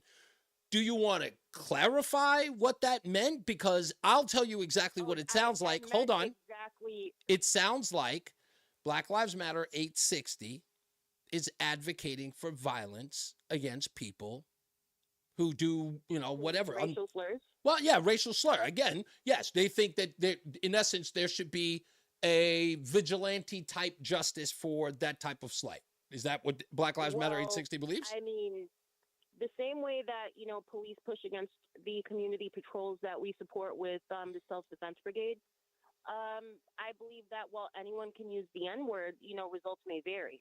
Okay, and you're So saying you have to be prepared for those consequences, and if someone happens to, punch someone in the mouth over those words, I'm not going to tell them not to do it. I'm just not that type of person. I feel that it's an ugly word that shouldn't be said. And should you use that slur, if someone does, bust your lip, that's really your fault. what about the comments about burning down the West End? Oh, honestly, that was just talking crap because Matt Rather lives in a mansion. I'm so freaking tired of corporate Dems. Would we actually lead a whole thing about burning down the West End? Absolutely not. Okay. Well, you do understand that when that's said, that is not, it's not taken, when someone says that, that is not taken as tongue in cheek or just, you know what I mean? Or just rhetoric. It's like, it appears like, look, no offense, what I said about the association with Black Lives Matter, what did we see in the summer of 2020? We saw neighborhoods being burned down. What, you didn't see us doing that. No, We were doing not, did you hear what I just said? marches. Then you didn't hear what I just said. Your association with Black Lives Matter is because you have Black Lives Matter in your name. And in the name of Black Lives Matter, people were burning down communities across the country in 2020. So you get my point. When you make a statement like that on Twitter, talking about burning down the West End, the association isn't far, right? So you understand the responsibility of making a statement like that. I'll be honest with you. Yes, ma'am, If please. they want to go ahead and lump us in with them. No, don't do that. Don't do that. Don't do that. Don't do that. Listen, Evilise, don't do that. This is the accountability part. When you say it, right, when the words come out, whether it's tongue-in-cheek or not, you didn't clarify. You said they should have, instead of holding up a bridge, they should have burned it down. If it's only done tongue-in-cheek or you said it because you were pissed off about something, blah, blah, blah, I get that. I'm not holding your feet to the fire if it was only done as this. But there are people who are not, Evilise, listen to my question. Listen to my statement. There are people who are not going to get the nuance of that statement if you don't clarify. Yes or no? That's true. We would hope that no one goes out there and actually commits acts of violence. Okay. But here's the thing. We wouldn't lead events. And this is something that we said before when we led a march in West Hartford. Yes. Should you sit there and engage in acts of violence, you're kind of on your own. Right. We advocate for self-defense. We don't advocate for straight-out aggression. Okay. Good. So all right. Fair enough. It would be one thing to, it's all about community defense, not I hear engaging you. in No, violence. and again, listen, you've clarified it well. I don't need to belabor you about it. You clarified it well, and I appreciate you saying that. Now, let's get to. Go ahead. I'm sorry. Go ahead. I did also send out a tweet about a drone strike, and that was just because I'm tired of Democrats fundraising instead of actually solving the issues. If Roe versus Wade was repealed, why am I getting an email about fundraising? I mean, at that point, they had the executive branch. They had, we had what? Or not we. Democrats had Congress, the House, and the executive branch. They could have passed whatever law they wanted to, but no, they sent out fundraising letters. Now they're talking about Trump's going to be a dictator. Well, guess what? You gave Biden those same powers. Do something about it or shut up. Yeah. Okay. Fair enough. Now let's get to the question that, I think a lot of people want to ask you. And I talked about this. You gave me your answer earlier, so I'm not going to step on your toes. Again, you heard my statement about Black Lives Matter 860, the stain that is Black Lives Matter. You guys I have no association with them. At all. You have no association with them at all. However, very frustrated with them. Okay. In fact, I know you are. I know all the local branches are frustrated with them. Yet your name still nationally. Right. Your name still stands, still has Black Lives Matter in it. Why not consider a name change? It's not like, it's not the end of the world if you change your name so people can look at you as your own separate entity on your own worth, not on the backs of a organization that has not only just hurt itself, but kind of hurt the cause overall. Why not consider it? We've attempted to change our names before, and each one of the board members, there's 5 of us, we each have our own community initiatives, and 3 of us have our own organization's names. But we do it under the umbrella of Black Lives Matter because there's recognition. like There's most national, not even the recognition, just like most national chapters, there are aligning goals, such as the ultimate thing being police reform. So, along with police reform comes the housing that is being demanded, the mental health services being demanded. The goal is eventually not to be needed, not to turn this into a nonprofit. right. We don't Well- want to create community organizations that are long lasting. We want to solve the problems and go home and be normal people. I like that. Never thought that we'd still be doing this work 4 years later, and it's been frustrating and problematic because we've seen. So something that Black Lives Matter protesters have done is do stings with predators that go after children Right. online, and we saw law enforcement first talk so much crap about us, and then they introduced bills and created their own task force copying our work. Right. The Self-Defense Brigade. But then you know what? You See, know, that's they- another thing that again, this goes back to our conversation about a week ago. We don't want the grants. Well, no, We I don't understand want that. the No, money. We hear wanna me, solve the problems and Evilise, go hear me home. out. This is the point that I was making. You and I had a discussion about this. Again, with people using your template or using your good works. And by the way, folks, listen, believe it or not, getting into a conversation with Evilise about some of the things that Black Lives Matter 860 has done, I've actually been quite impressed. The overall, not too much happy with, but the reason why we're here in this place is because, again, she created an atmosphere where I can learn something from what she's trying to do, and the facade that's being painted about them is not all, it's a little fabricated, and we'll get into that in a second too. But see, that's the part I'm talking about, is that I think that people are taking advantage of you positively and definitely more so negatively because it's Black Lives Matter, right? So the police department can take your initiatives and make them their own and then throw you under the bus. And as you and I discussed, the news media has made you a firecracker, if not a stick of dynamite, to create and sow division within the community by always seeking to talk to you about racial stuff, but none of the other community stuff that you're involved in, None of it. It's frustrating. We end up having to look for missing children ourselves. So we'll sit there, look for missing women. There's other protesters. We've had to sit there and hold press conferences because there was a woman who we later found out committed suicide, but she was alive when police were contacted by the family. So instead they went to us and they went to our allies and our friends. And it's, people come to us and they're like, we didn't know where else to go but Black Lives Matter, and there's no food in the house. We end up having to bring these people groceries, and people won't work with us because we're not a nonprofit, but we don't want to be a nonprofit. then listen, get out of the way. Hear me out. Listen, Evilise, Black Lives Matter, you don't want to be a nonprofit, get out of the way. Listen, hear me out. Be a liaison to the groups who can help you. And this is the part that you and I were talking about on Sunday. And I think many of them don't provide direct services. Hear me out. Actually, they do. A lot of them do. And trust me, they're listening today. A lot of them can help you, and they want to help you. But you said it yourself when we spoke over a Sunday ago. You said that a lot of the let's just say the turd of Black Lives Matter is on you guys, and people will sort of turn their backs on you or don't want to sort of give you a helping hand. Well, when I started calling people to listen to the show today and told them I was going to talk to you, do you know what they said? Reese, if you said to listen today, I'm going to listen, and if I can help them, I will. I told them, don't even make any commitments. Listen to what they have to say, and if anything that they say and anything that they need, you can help them with. If you'd like to lend a hand, be the helping hand that they are. And they want to. But there's a part, Evilise, that you guys need to understand. And I know that you guys live in these certain spaces where you get agitated or you immediately knee-jerk reaction to them. You need a coalition of the giving and the willing in order to help out the people you want to help. All the rest of that stuff can be set aside. let the organization, if you can't change the name of Black Lives Matter, perhaps perform better than your predecessors in Black Lives Matter so that you guys can get help to the people. Just tell me if that's even something you'd consider.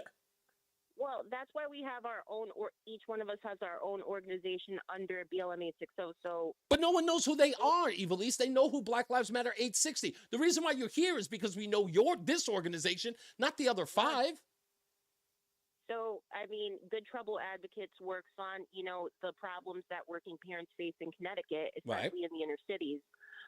Three Good Brothers is an initiative where we want to get kids off the street and into the arts and whatever their interests are. You want to fix cars, we want to sit there and, see about getting you into print tech. You want to learn how to create music, we'll get you into a music studio. So that's something that we're working on as well.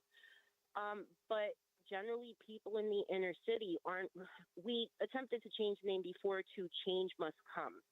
Okay. And people thought it was a psyop. They thought we were cops. And I'm like, if you had any idea what it takes to get on our board, you have to be a second-generation activist. Wait. Hold on. Who thought, come on. Who thought you were a psyop? Who in the community thought you were a psyop? Come on. Oh my God, you wouldn't believe how many people, when we tried to change our name to Change Must Come, we had to change the group name right back about less than an hour later. We used to have a Facebook group with about 1,400 people. And when we announced the name change, it was still the first week of June in 2020. And people were flipping out. And then we're like, let's just keep it. No, listen, hear me out. Listen. Anybody who wants you to keep the name Black Lives Matter, when the term Black Lives Matter turns off 67% of African Americans across the country, these people are not your friends. These people are not your fans. These people do not want you to help anyone. They want you to be the rabble rousers that those bozos, Patrice Cullors, and the rest of them were. You need to change the name. And I'll tell you why in a little bit. And it's not just about us trying to change your identity. It's not about that. It is about the good work that you want to do. And I believe you want to do it. I really believe that you want to do it. And maybe that's my naivete. But the point is, and I'm going to tell you, I'll talk to any one of your board members about it. They need to come to me and have a discussion. Yeah, Bola's coming on next. Good. I can't wait until I have him all to yourself. Fine. I'll talk to him without a doubt. I would love to talk to him. But we got to take a break because in a minute we're going to get to the BPS Traffic Center with Mark Christopher. But I really want you guys to consider it. Mark, what's going on the street, sir? All right, Reese, thank you very much. Well, if you're heading toward Hartford right now, overall, a pretty good ride. Nothing major going on that's going to hold you for any length of time. Southbound 91 just slowing from 33 down to 32 A and B. If you are traveling southbound 91, delays approaching exit 20 to just south of that exit in Middletown. If you're 91 northbound, you'll see a good ride Cromwell through downtown up into Windsor. Westbound 84 is slowing in East Hartford, approaching the Bulkley Bridge out to 47 Sigourney Street. Some slow traffic 84 eastbound in Hartford, 46 up to 48 Capitol Avenue. 291, 384, that looks good east of the river. 2 eastbound's okay, Glastonbury to Marlboro. 9 northbound, Middletown slowing, 22 up to the Aragoni. 9 southbound slowing, Cromwell Middletown line down to the Aragoni Bridge. Okay. If you're traveling 84 eastbound into Waterbury, slowing by 18. 84 eastbound again a little tight, getting by 26 in Cheshire. Westbound 84 Waterbury slowing, approaching the Mixmaster. 84 eastbound Danbury tight 3 to 5. Again 84 eastbound slowing at 9, and again 84 eastbound tight at 11 in Newtown. South 95 New Haven tight from 46 down to exit 44 in New Haven. Traffic and weather together on the 8's WTIC News Talk 1080. This 4th of July, Columbia Dental has a special gift for you. Visit their Manchester office at 483 Middle Turnpike West between 9 a.m. and 3 p.m. for a free dental cleaning. First come, first served. Celebrate with a bright smile at Columbia Dental. WTIC weather. For the rest of our Tuesday afternoon, a beautiful day and a great evening. Mostly sunny skies, the high of 86 this afternoon, and under partly cloudy skies tonight with a light breeze out of the south, the low down to 60. Sun and some clouds for Wednesday, the high of 88. A nice breeze out of the south-southwest, then mostly cloudy on Wednesday night. Mild, the low only down to 65. Thursday for Independence Day, it'll be warm and humid with a mix of clouds and sun. A thunderstorm around in the afternoon, the high of 87. Becoming cloudy Thursday night, warm and humid, the low of 66. Friday, very warm with a mix of sun and clouds. A thunderstorm in spots for the afternoon again, the high of 89. Saturday, cloudy, warm and humid with a gusty thunderstorm, the high of 87. Then Sunday, it'll be hot with a mix of clouds and sun, the high up to 93. Monday, mostly cloudy, still hot, the high of 91. I'm meteorologist Jason Caterina in the WTIC Weather Center. And now, a WTIC news update. It's 4:30, 83 degrees under sunny skies in Hartford. I'm John Silva, WTIC 1080 News. Transportation workers, Governor Lamont, police, and the family of a man killed by an alleged impaired driver last week on a Connecticut highway are calling on motorists to slow down, move over, and ditch the distractions. This comes on the heels of the deaths of a state police trooper, Aaron Pelletier, and DOT maintenance worker, Andrew DiDomenico, on highways in the last month as they worked. State Attorney General William Tong's looking for answers. The organizers of what was supposed to be a three-day concert event abruptly canceled the third day Sunday, leaving patrons high and dry. Now Tong wants those behind the Capulet Fest to explain themselves. He held a news conference earlier today in Hartford. Some change in personnel within Governor Lamont's team. Matthew Brockman now becomes the governor's new chief of staff. He takes over for the current chief, Jonathan Dock, who is moving to New York. A couple of natural gas issues in Connecticut this morning. In North Haven, a gas line rupture led to evacuations at a hotel and impacted Amtrak service. Construction crew apparently hit the line there. In Hartford this morning, some apartment buildings and a daycare center were evacuated after a gas leak was reported in the area of Laurel Street and Farmington Avenue. Rudy Giuliani's attorney says he's disappointed but not surprised. The former New York City mayor, federal prosecutor, and legal advisor to former President Trump has been disbarred in New York. An appeals court in Manhattan has ruled that Giuliani repeatedly lied about Trump's 2020 election loss to President Biden. And 3 swimming areas in Connecticut are now off limits, at least for now.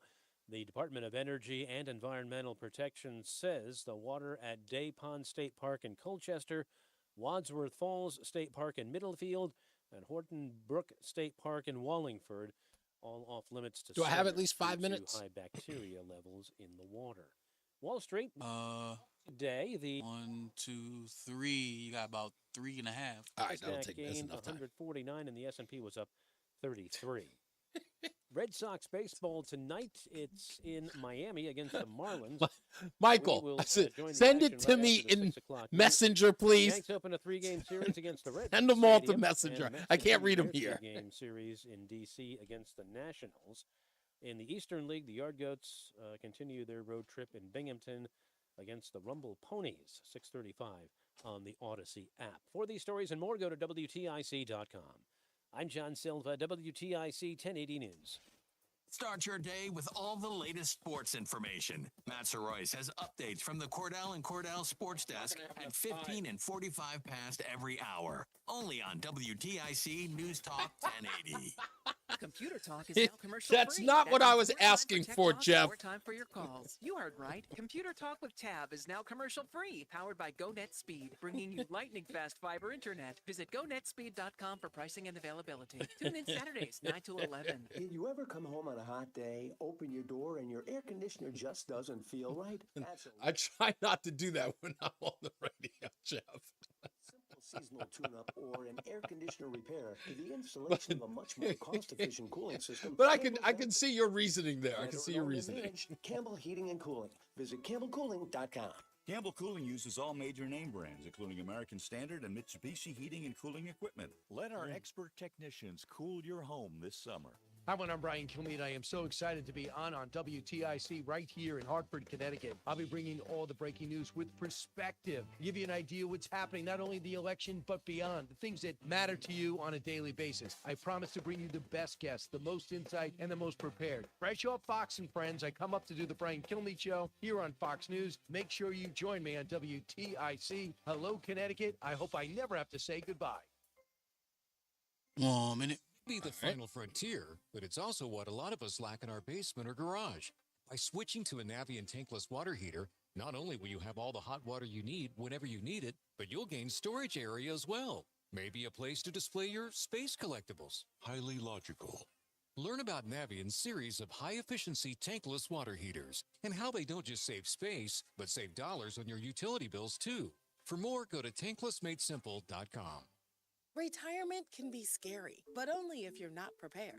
That's why AARP created thisispretirement.org. Because unless you've already retired, you're in pretirement, and you still have time to plan.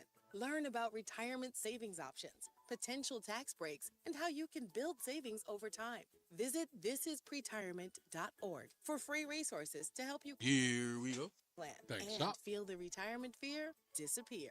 Brought to you by AARP and the Ad Council. You're listening to Reese on the Radio, filling in today for Todd Feinberg on WTIC News Talk 1080. Reese on the Radio. Don't forget, you can always go to reeseontheradio.com. That's reeseontheradio.com. You can join us in the chat room today. I'll be here all week, except Independence Day. That's on Thursday. Be back Friday and then again on Monday. But you can always check out, of course, after this week, the Reese on the Radio Rundown, which airs at weeknights at 8 p.m., where there's a lot of fun talking about all the issues across the country and the globe. I think I'm going to post my Justin Timberlake rant. I got a lot of questions about that. People are just like, dude, that was just so good. I thought it was good myself. So I'll post that as well for those of you who missed it. In a little bit, we're going to have Evelise Correa on from Black Lives Matter. She's been with us for pretty much the last hour and a half talking about anything and everything associated with Black Lives Matter.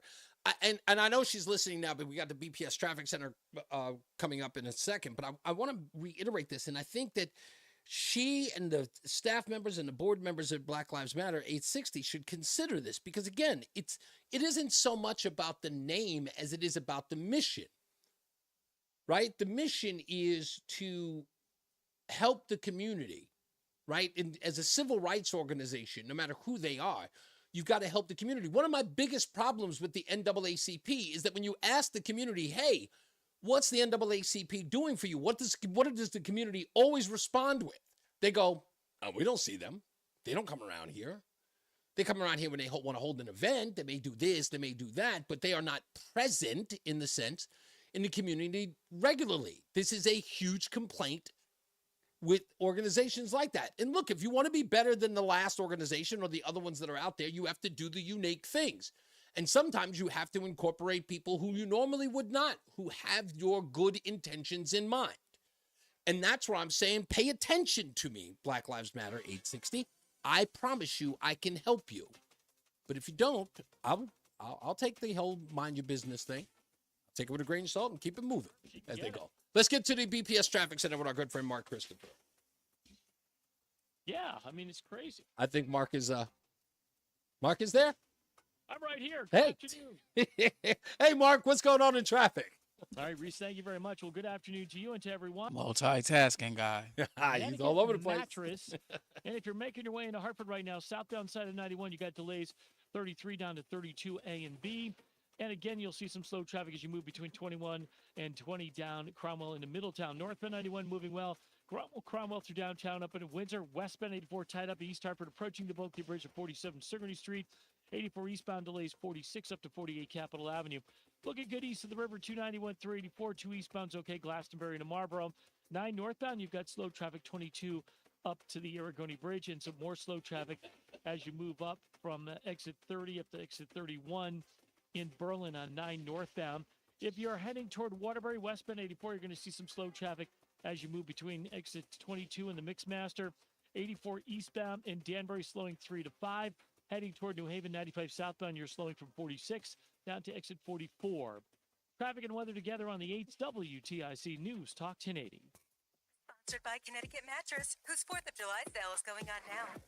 Hi, it's Michael. And Christine. From Connecticut Mattress. With sizzling summer savings. Save up to $1,200 during the 4th of July sale. Plus, get an Omaha Steaks burger. Thank you, Jeff. Much appreciated. Sleep better? Feel better. With Connecticut Mattress. WTIC. Well, heading on into the evening, we'll continue with the clear skies. Nice sunny rest of the afternoon and into the evening. Just a few patchy clouds around. Temperatures overnight dropping down to near 60 degrees under the partly cloudy skies. Then as we head into our Wednesday, sunny, Some clouds around, another quite warm day, the high up to 88. Then Independence Day Thursday, quite warm and humid with a mix of clouds. and Hey, sunshine. Watch for Roland, can you thunderstorm find out around if the she has afternoon, the high Bola of on the phone with 87. her, or if he's Friday, calling on a quite separate warm line? again, a mix of sun and clouds. A She has who?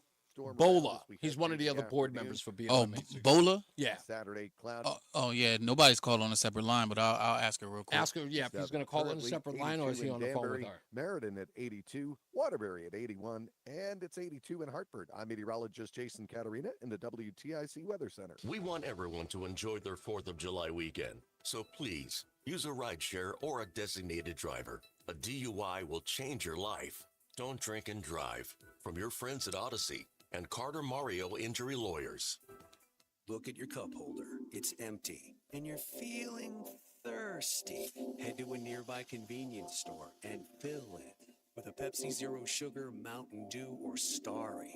Grab a delicious, refreshing Pepsi for the road. Todd Feinberg here. For Michael, years, for you're a decades, mess. really, flat You're a feet mess, have made Michael. a mess of my body, and I've always been uncomfortable standing up, sitting down, because I've never had the right solution to how my feet are impacting the rest of my body. That all changed when I met the people. When I was a at kid, and the you would have arch been the guy who would support have gotten at the me in Good trouble Feet all the store, time. which changed my Every life. time. No Bola. He's not calling. Oh, okay, he's In not calling. Avon, Okay. right by the Whole Foods, they have somehow cracked the code. They have solved the problem and figured out how to make an arch support that just works. It's the Good Feet store. It's on Climax Road in Avon, just by the Whole Foods. You will fall in love with the arch support system like I did at the Good Feet store, because you and your family deserve to have the full beauty and power of who you are emanating into their lives, unimpeded by discomfort or pain. Simple as that. Visit the Good Feet store in Avon. When you haven't found love, 1 minute. like everyone else has, it's in every movie, every song, and all the PDA. Looking for love sucks. You guys need to be Thankfully, friends. California Jeff. Psychics can give you the guidance Him and you Michael need to A. find the one. We guarantee I love those guys. if your reading isn't life-changing, it's free. And new customers receive 20 minutes for just $20.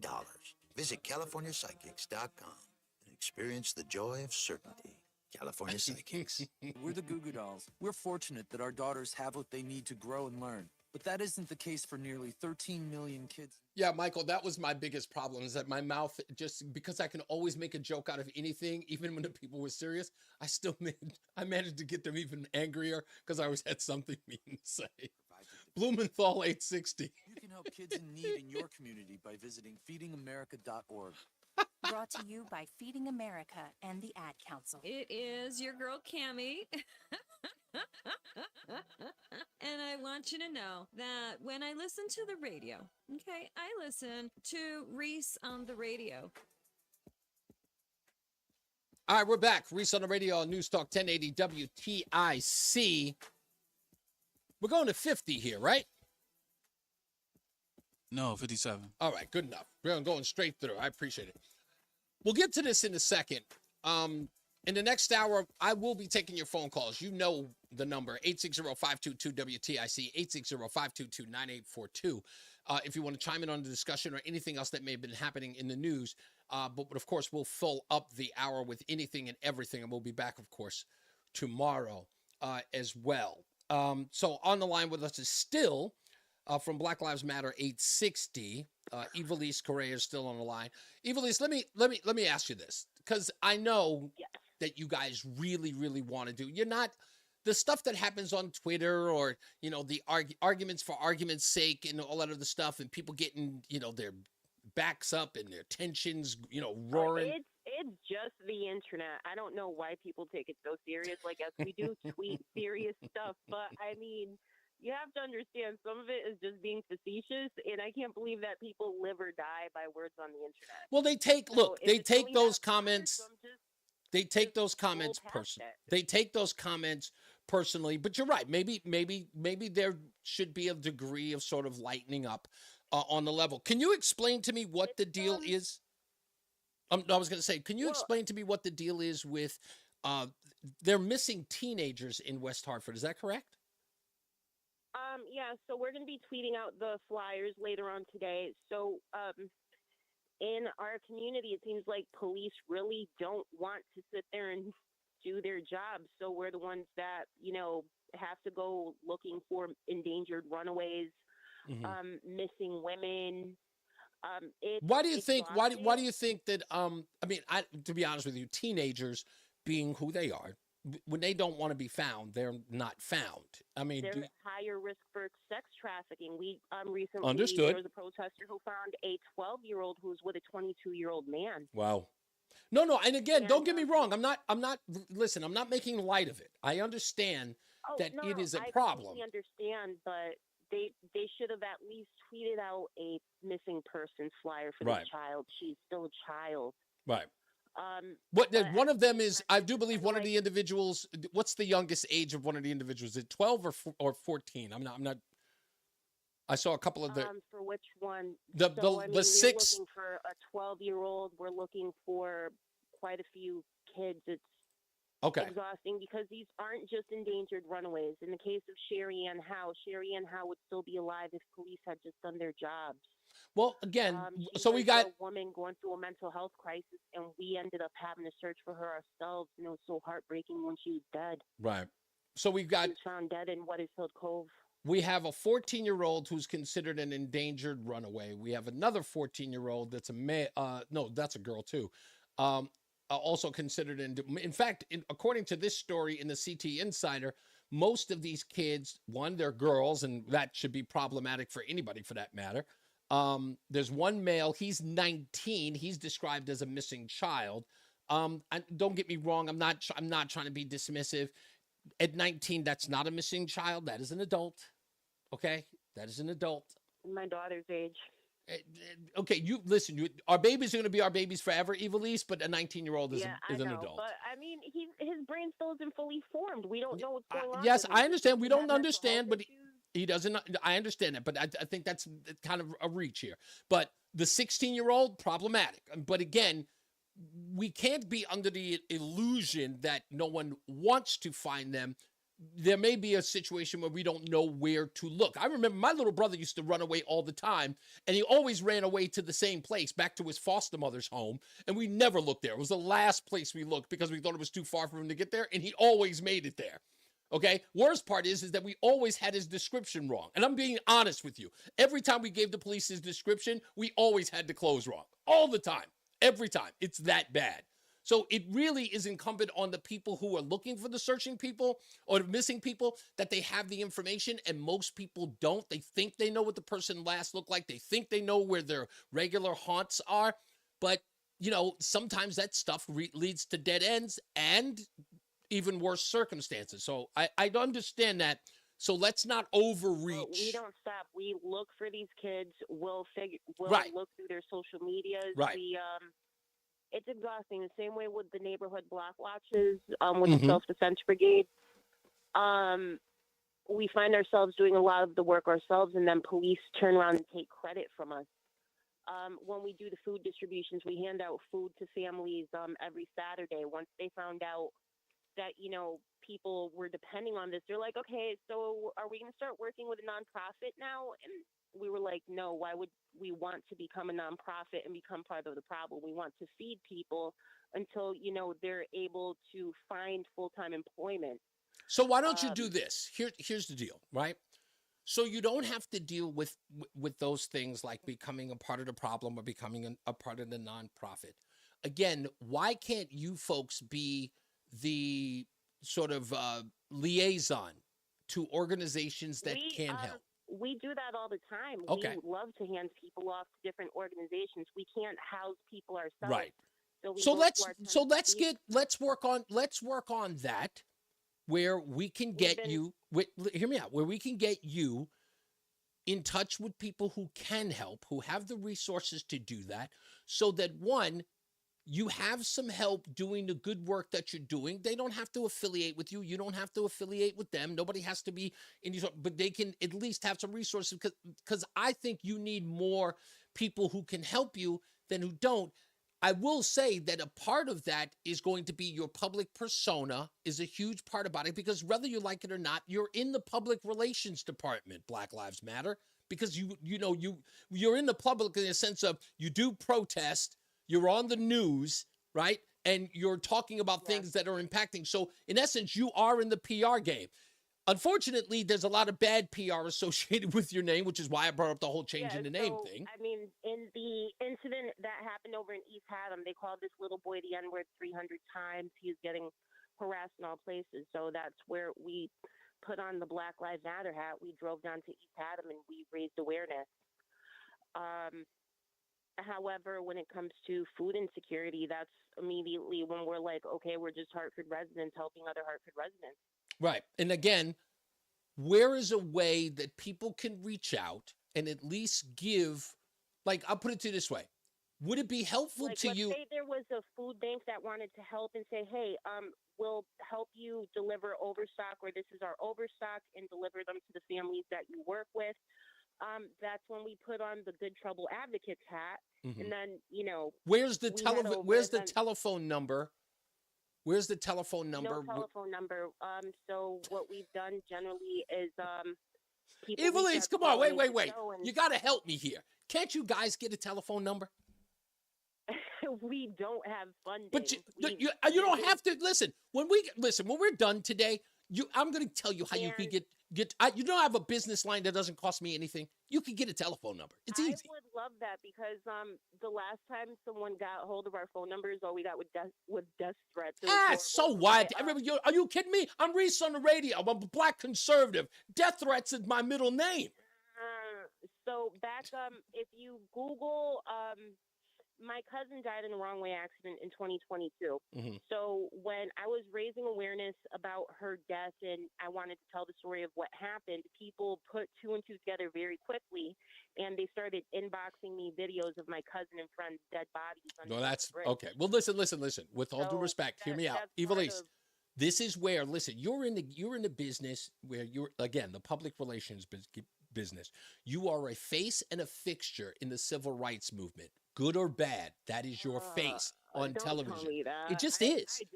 I No. And sometimes, listen, sometimes it's not something that you ask for, right? But it's a mission that you took on because it's bigger than you.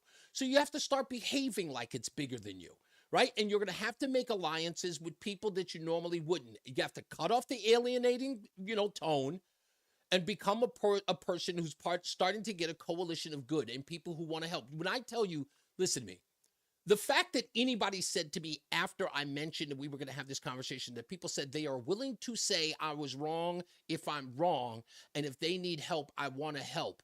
The fact that I would call people on sight unseen and say, hey, I'm talking to Evilise of Black Lives Matter 860. If you can help them, will you? And they go, Reese, whatever you want. If they want my help, I'll give it to them. And again, that's the kind of work I'm trying to do here. I don't need a pat on the back because I'm saying to myself that after our conversation, Evilise, there was something in you that I was able to see beyond the tweets and the screaming and hollering and all of that made me say, guess what? If we can find a nugget of truth, honesty, virtuousness, whatever it is, if we can find a good in this, and I believe we can find a good in anything, if we can find a good in what you're doing, let's exploit that so we can actually help people and maybe build bridges. Maybe we don't have to That's use. all we want. Right. We want to put ourselves out of business. We don't want That's them to the be in need point. for all the nonprofits or for all Then- the then that's what we are We here- want people to be fed. Good. And Then that's what we housed need to do. And what I'm saying is that get rid of the animus tone, right? Look, this is Connecticut. Do you know there's only 330,000 black people that live in the state of Connecticut? There are 3.1 million who live in the state. Black people in Connecticut are a fraction of the people who live here. In order for those black people, the ones who are the working poor and who need help, or just the actual poor, if they're going to get any real help, exactly. Do you know the real help that they're going to get is going to have to come from folks who are white and non-black? So why not incorporate them in your mission by getting rid of this sort of divisive term of Black Lives Matter, and let's just get to the process and the project of helping those who are in need, no matter who they are.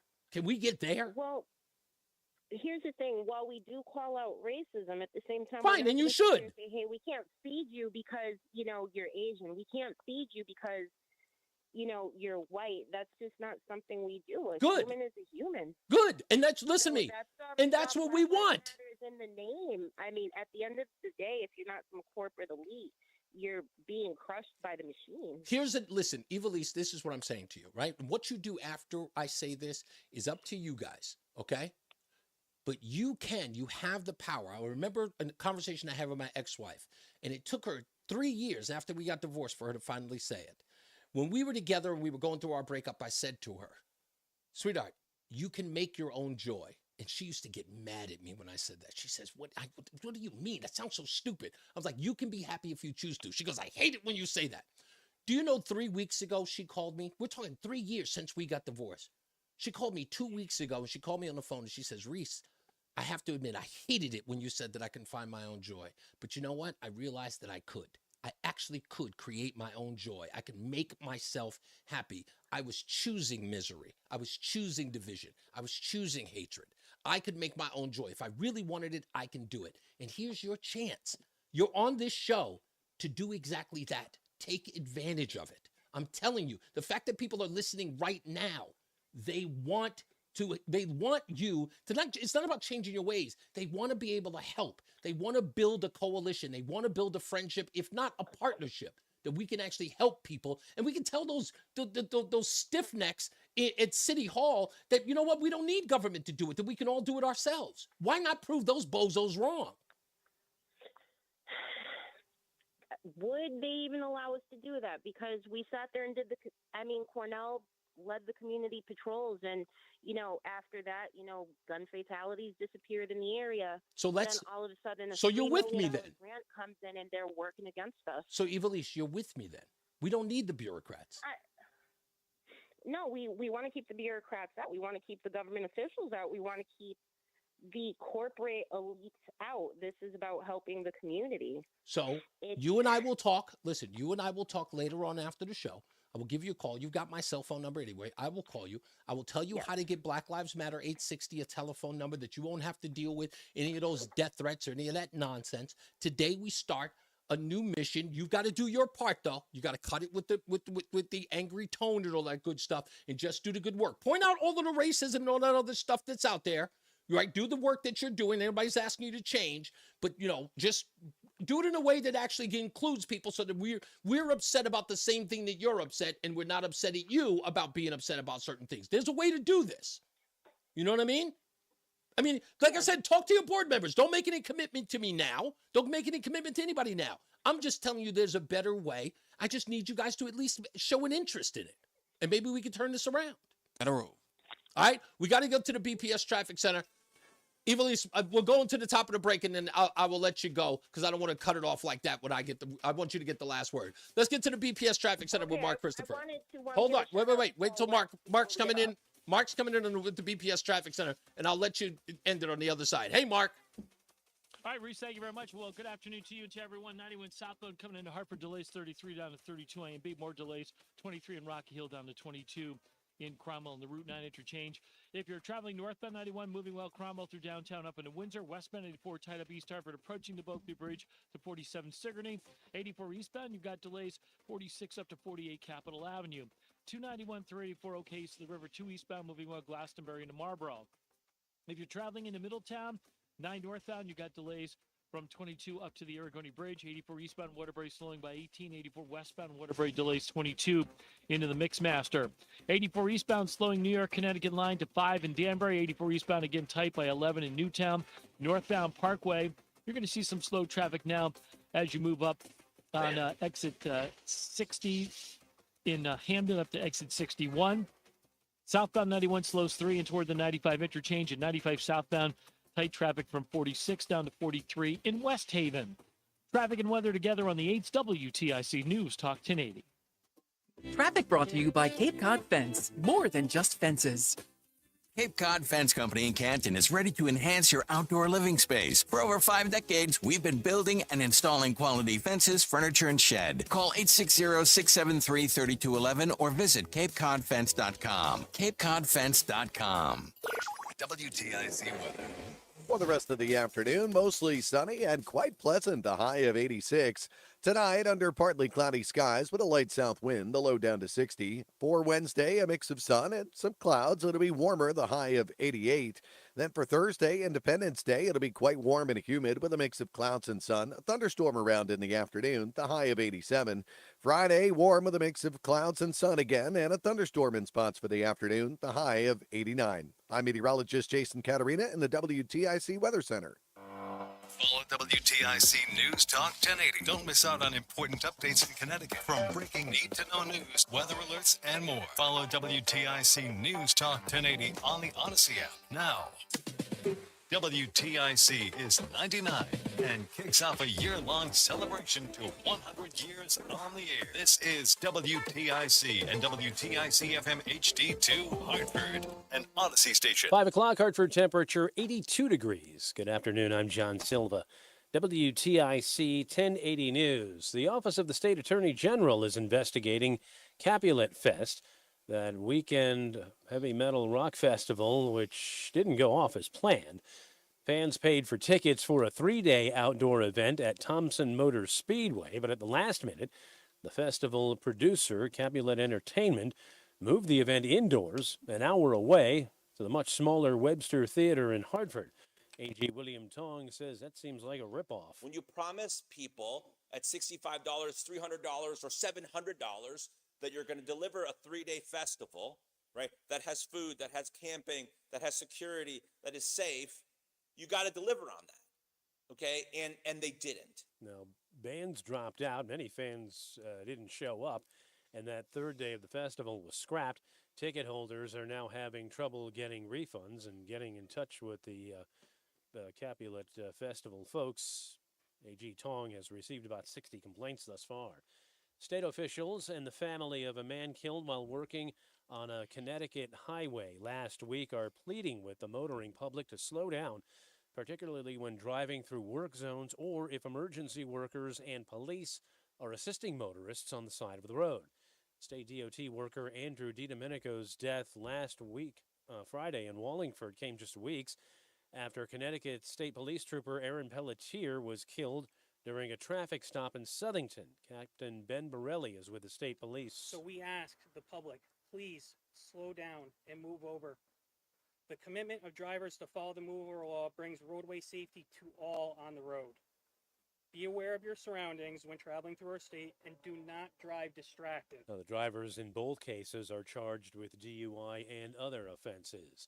A Southington night spot that had been the scene of past trouble is shutting its doors for good. 75 Center says on its Facebook page, quote, due to unfortunate circumstances, we are going to be locking our doors Wednesday, July 3rd for the last time, end quote.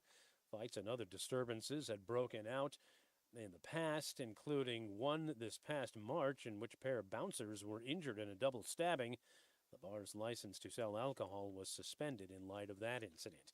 On the heels of a rough outing during last Thursday's presidential debate, White House Press Secretary Karine Jean-Pierre says President Biden can bounce back. She says the commander-in-chief doesn't deny he's old and has been transparent about his health. The medical team said it is not warranted in this case. We have put forward a thorough, transparent annual report on his health. So they have said that is not warranted. It is not necessary. Sentencing in former President Trump's hush money trial has been postponed to September. CBS legal analyst Thane Rosenbaum. Judge Mershon is not waiting to see what happens in the federal criminal trial in Washington, D.C., where the judge will be conducting evidentiary hearings to determine what actions alleged in the indictment might have been official acts after the Supreme Court's decision on presidential immunity yesterday.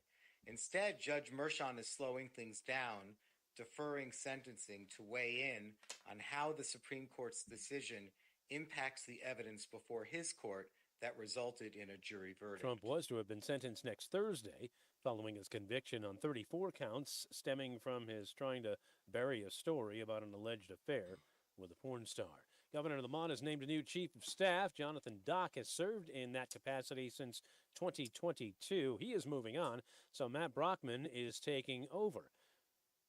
He's been a senior advisor to Lamont since 2023, noting that the federal COVID bailout money's gone.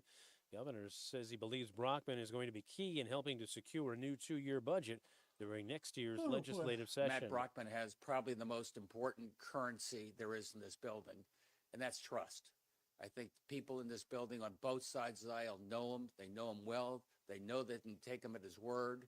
And I think that's going to be incredibly valuable for us as a state going forward for the next 2 years. Wall Street, the Dow finished up 162 points. The NASDAQ gained 149, and the S&P was up 33. For these stories and more, go to WTIC.com. I'm John Silva, WTIC 1080 News. Did you know you can for less at your local Thank you. pharmacy? You can with GoodRx. It's the free app that can save you money on your medications. Just search for your prescription, choose the pharmacy and the price that works best for you, and then show your GoodRx coupon to your pharmacist at the drop-off counter. GoodRx works at over 70,000 pharmacies, including Walmart, Rite Aid, and Walgreens, and it works whether you have insurance or not. It's easy to save. Next time you drop off your prescription, check GoodRx. To start saving today, go to GoodRx.com. GoodRx is not insurance. Prescriptions require an online consultation with a healthcare provider who will determine if appropriate. Restrictions apply. See website for details and important safety information. Subscription required. Price varies based on product and subscription plan. Hey guys, did you know there's a generic form of Viagra that works just the same, but is 95% cheaper? And you can get it online? Go to hims.com/joy. Through Hims, you'll get a free medical consultation, discreet shipping if prescribed, and the process is 100% online. To start your free online visit, go to hims.com/joy. That's HIMS.com/JOY. This is Reese on the radio, filling in for Todd Feinberg on WTIC News Talk 1080. All right, I want to give Evilise an opportunity to close out, but of course, because we're right at that 1 minute mark before the BPS Traffic Center, we're going to put her on hold for a second until we get back from that. But I want to give her an opportunity to close out. But look, I think that this was, for me, and maybe for some of you, a very, very productive way to begin a conversation with this organization that wants to do help. And again, you know, as you learned today, there's a lot of using going on in all of this, especially where Black Lives Matter is being used in a nefarious way. The news media, for one. To know that the news media is using Black Lives Matter, and in many cases the NAACP, calling or searching them out to give statements on issues to sort of prop up the racial tension, you know, on a lot of issues, from the Rom High School noose, which we still have no background on. You know, the young lady who was sent home because of the hair. Everybody remembers that? Does the young lady still work there? Did she quit and find another job? We don't know. No one's followed up. So those things are used to separate us, and I'm just thinking there are ways to unite us. And let's, you know, get rid of the bureaucrats in the news media as factors in bringing those people together. That's the only point that I'm making here. But we'll get to that in a second. We'll give Evilise an opportunity to close out this portion. Let's get to the BPS Traffic Center with Mark Christopher. Hey, Mark. All right, Reese, thank you. If you're heading 91 southbound into Hartford, just a little slow at 32A and B.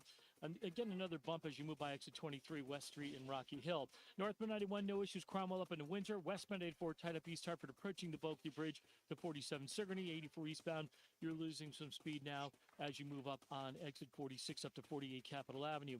291 through 84, okay. 2 eastbound, moving well. Glastonbury to Marlboro. 9 northbound, slowing 22 to the Aragoni Bridge in Middletown. Westbound 84, a little tight by 23 in Waterbury. Eastbound 84 slowing by 18 in Waterbury. 84 eastbound Danbury tight, New York, Connecticut line, odds exit 5. And again, 84 eastbound slowing by 11 in Newtown. South 95 delays in New Haven, 46 down to 43 in West Haven. Traffic and weather together on the 8's WTIC News Talk 1080. WTIC weather. Well, it's been a beautiful day as we head through the evening, looking great. Then overnight, clear skies, comfortable as we head on through the overnight with that overnight low down to 59 degrees. Then as we head through our Wednesday, another partly sunny day. Very, very pleasant for us. Once again, that high back at 86 degrees. Now, as we make our way on into Independence Day Thursday, it'll be warm and humid, mix of clouds and sunshine. A thunderstorm around in the afternoon, the high of 83. Friday, quite warm and humid with a mix of sun and clouds. A thunderstorm in spots for the afternoon. Again, the high of 89. Then Saturday, cloudy, very humid, quite warm. Watch for a gusty thunderstorm in the afternoon on Saturday. The high of 87. Currently, Bridgeport 81. A nice sea breeze in New Haven at 79. It's 84 in Hartford. I'm meteorologist Jason Caterina in the WTIC Weather Center. Look at your cup holder. It's empty, and you're feeling thirsty. Head to a nearby convenience store and fill it with a Pepsi Zero Sugar, Mountain Dew, or Starry. Grab a delicious, refreshing Pepsi for the road. Eric was way behind on his taxes. I owed a lot of money to the IRS, almost $15,000. I tried to make payments. The IRS wasn't satisfied with Eric's efforts, so they came after him full force. They're coming to put a lien and a hold on all my income, my home, my car. I was just overwhelmed at what to do. Then Eric called Optima Tax Relief. When Optima Tax got involved, the calls would stop, the threats would stop. It was easy like, 1, 2, 3. Optima Tax Relief is A+ rated by the Better Business Bureau, and their team of expert tax professionals took care of Eric's problem. I owe $15,000, and now my debt is clean. I don't owe anything. Take Eric's advice. If you have a tax problem, you need to call Optima Tax now. Call Optima Tax Relief for a free consultation. Call 800-682-9928. 800-682-9928. 800-682-9928. Optima Tax Relief. Some restrictions apply. For complete details, please visit OptimaTaxRelief.com. I learned patience. 1 minute. Dad. Got it. All he had to say was, "Hey, you got this. Just breathe." Hey, pretty good. yeah. Might have to start a band. I got it. Learn about adopting a teen from foster care. You can't imagine the reward. Visit adoptuskids.org to find out more. This message is brought to you by Adopt US Kids, the U.S. Department of Health and Human Services, and the Ad Council. Retirement can be scary, but only if you're not prepared. That's why AARP created thisispretirement.org. Because unless you've already retired, you're in pretirement, and you still have time to plan. Learn about retirement savings options, potential tax breaks, And 10. build savings over time. Visit thisispretirement.org for free resources to help you customize your action plan and feel the retirement fear disappear. Brought to you by AARP and the Ad Council. This is Reese on the radio, filling in for Todd Feinberg on WTIC News Talk 1080. It is your girl, Cammie. And I want you to know that when I listen to the radio, okay, I listen to Reese on the radio. That actually went really well together. Reese on the radio, News Talk 1080 WTIC. Still on the phone with Evilise Correa of Black Lives Matter 860. So I didn't want you to go without, like, at least getting your last word in. What is it that you'd like to say to the audience here at WTIC? You're not on often. I'd like to bring you back as often as I possibly can. And in fact, I make a commitment to do that. With other board members. And so, with other board members, sure, absolutely. Other board members will be on here because, man, they owe me. I was looking for something that wasn't an echo chamber, and I got it. Okay. So I would like to close out by saying that Matt Ritter should apologize to Robin Porter. Okay. Paul West should be police chief in Hartford. Okay. We are tired of the nonprofit industrial complex. Okay. At the end of the day, we appreciate having the space to talk. Mm-hmm. I know we didn't get to discuss everything, but I really do appreciate this time being able to discuss certain things with you, hopefully clear up some misconceptions. And if we created any new ones, I really hope that people do reach out and ask, because we don't bite and we're always looking for opposing viewpoints. But that's something that Camorra's Cultural Corner taught us, that at the end of the day, we're going to have to learn to coexist with people who have differing points of view. And rather than shoving our views down their throats, we need to learn how to live together, because we all need to work against the machines as a group. Agreed. And you know what? I think a lot of people appreciate you saying that. Evilise Correa, I'm telling you, I'm going to have you back as often as I possibly can, without, of course, boring the hell out of everybody with discussions that I want to have. I'm trying to keep it interesting because there's a bunch of things going on. This is Connecticut, a small state with a lot of issues. But you know what? If the news media wants to use you for racial division, I want to give you an opportunity for racial connection. If anything, I want to kind of get if you are indeed who you are, and I kind of believe that you are, I kind of want to get a different perspective on you to see if we can get to at least helping the people that you wish to help. And if anything, we could get them a wider net that those people can get help from, so that they're not stuck in the trap of poverty or the trap of not having a job, and getting in a way that they can lift themselves out of the situations they're in, and get other people involved in that. So I appreciate you being here. Thank you so much for spending the time with me today. Oh, thank you for having me. I'll talk to you later. You got it. All right, folks. That is, again, Evilise Correa of Black Lives Matter 860. If you've got a question to ask me, or if you want to say, Reese, why didn't you do this? I'm willing to take it. I had my own mission here, folks. Mark in West Hartford, you have no idea. I love the guy. He's my boy. But he was killing me on my text messages.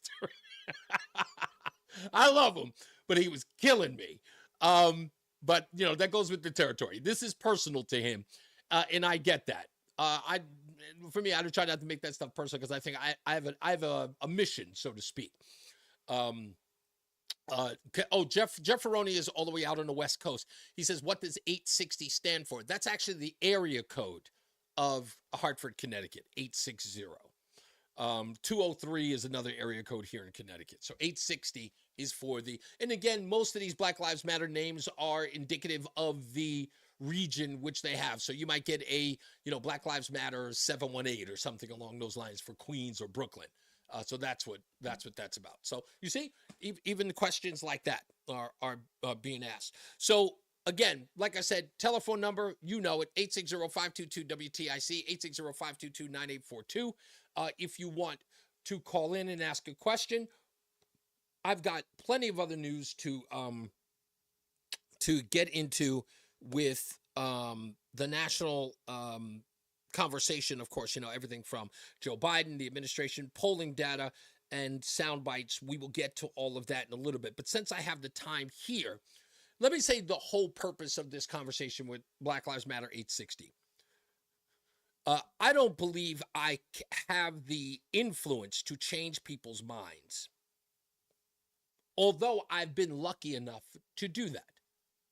I have people who have run for public office as a Republican who have called me personally and said, Reese, if not for you, I wouldn't be a Republican today.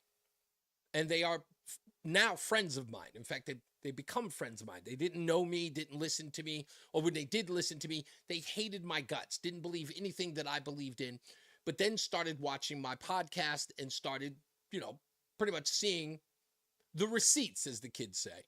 And they started listening to me, and they were just going, you know what, damn, that makes sense. Okay, you know what, that doesn't make sense.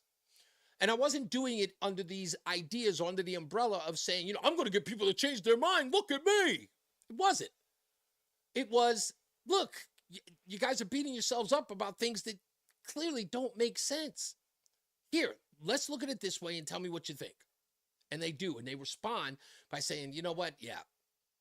And that, to me, blessing. It's a beautiful thing. It's a beautiful thing to watch. It is like watching not even like a mind explode. It is like watching a flower bloom. That someone is questioning the things around them, not taking them at face value, saying something about it doesn't make sense or seems ick, and they move on that. That is impressive, and it has nothing to do with me telling them how to think, just me telling them to think. Let's get to the phones. 860-522-WTIC. Let's take Kim in Cromwell. Hey, Kim, how are you? You on with Reese on the radio? Yeah, how are you? I have some things to say. I hope she's still listening. Yes, they are. Okay. I am astounded that black people still allow themselves to be used by the Democratic Party, who are there to only retain them on the modern-day plantation. Yes, ma'am. You can't do anything without our help. I don't think there is anything more dehumanizing in such a greater deceitful sin than that statement. Yeah. The destruction of the black family leading to welfare dependence. I am for school choice. it's worth a try.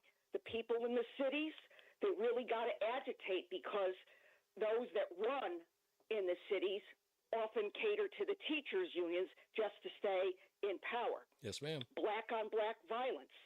Blacks should be very concerned about the border issue because it can displace a lot of people, citizens, from the job market here in America of any color, naturalized or not. Mm-hmm. Let's dismantle the idea that communism will work because everybody will be equal, equal in misery. There.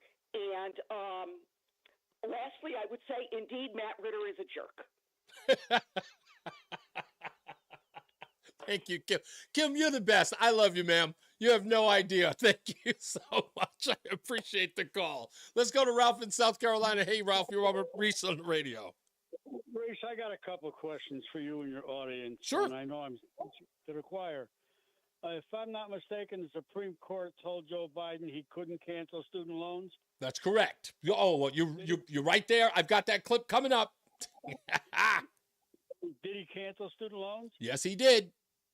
Now, his son, Hunter, owed millions of dollars in federal income taxes, but his Justice Department let the time run out on the statute of limitations. That is Am correct. I correct on that? You are 100% correct on that. Also, did Joe Biden claim Thursday night that no military personnel died on his watch when, I'll tell you, 13 in Afghanistan? That is correct. Three died in Jordan, and 2 SEALs died. That's 18. Yeah, and let's not forget. Let's not forget when it had to be reported and confirmed that, in fact, Jen Psaki's book had to be corrected when she suggested that Joe Biden did not take a look at his watch during the arrival of those dead soldiers. Oh yeah, well it's on video, so it's kind of hard to deny. Exactly. I guess the thing that bothers me, Reese, most of all, is how can the American people, I don't care what party you're with, accept the lies, because this guy is a chronic liar. Oh yeah. Chronic liar, and the law means nothing to them. The only thing that means something to them is power over people. They want to tell you what kind of car to drive, what kind of stove to cook on, how to set your air conditioner, how to set your heat, what to eat, how to eat it, when to eat it. Will the nutcases in this country ever say, "Wait a minute, there's something awfully wrong here"? Ralph, can I answer to your can I answer your question? This is going to sound crazy. This is going to sound crazy, but I mean, no one believes me when I tell this story, Ralph, but it really happened. I wish that I was lying to you. I was in a conversation with this black man, right? I don't even remember his name. But we were in a conversation. There were other black men who were in this circle. All of them were Democrats except for me. And in the middle of the conversation, I made the point that you just made about how the government wishes to tell us how to raise our families, what to eat, what to drive. The whole spiel you just gave, I sat there and said that. I kid you not. One of the black men said to me, well, there are some people in the country who need to be told how to live, and government teaching them and telling them how to do it is a good thing because they don't know how to do it on their own. The other black men in the circle in the middle of this conversation agreed with him. So believe it or not, Ralph, there is a contingency, there's a group, a constituency, I should say, of people who do believe that the government should tell them how to live because they don't know how to do it on their own. That is the reason why that sentiment is gaining traction. Well, I'll tell you, Reese, what I think in Black America, and my response to them and my quote to them is, think for yourself. Don't let people tell you how to think and how to vote. You've got a brain. God gave you that brain, and he also gave you common sense. Yeah. But use your brain. Use your common sense. I want you to look up a video, if you can. Fox Digital did a video in where's Rush Limbaugh from? Cape Girardeau, right? Okay, it was in Missouri. It's a small southwestern town in Missouri. There's only 2,100 people in the town. Fox Digital went out there and asked the question, does the American dream still exist? And there were some people, many of them in this video said, it is. You just have to work hard for it. You just have to work. But some of the people who said that it is not, said that it's, it's dying. It's not the way it used to be. There was this kernel of this sentiment that said, to me, that's the reason why people need government, because they think the American dream is only for those who already have something to build off of to create the American dream. They don't believe it's for people who have nothing. So the people who have nothing, or it's too hard to obtain, they want the government to help them at least sustain their existence, not for them to build on it, to sustain them. And I think that's why I believe that sentiment's growing.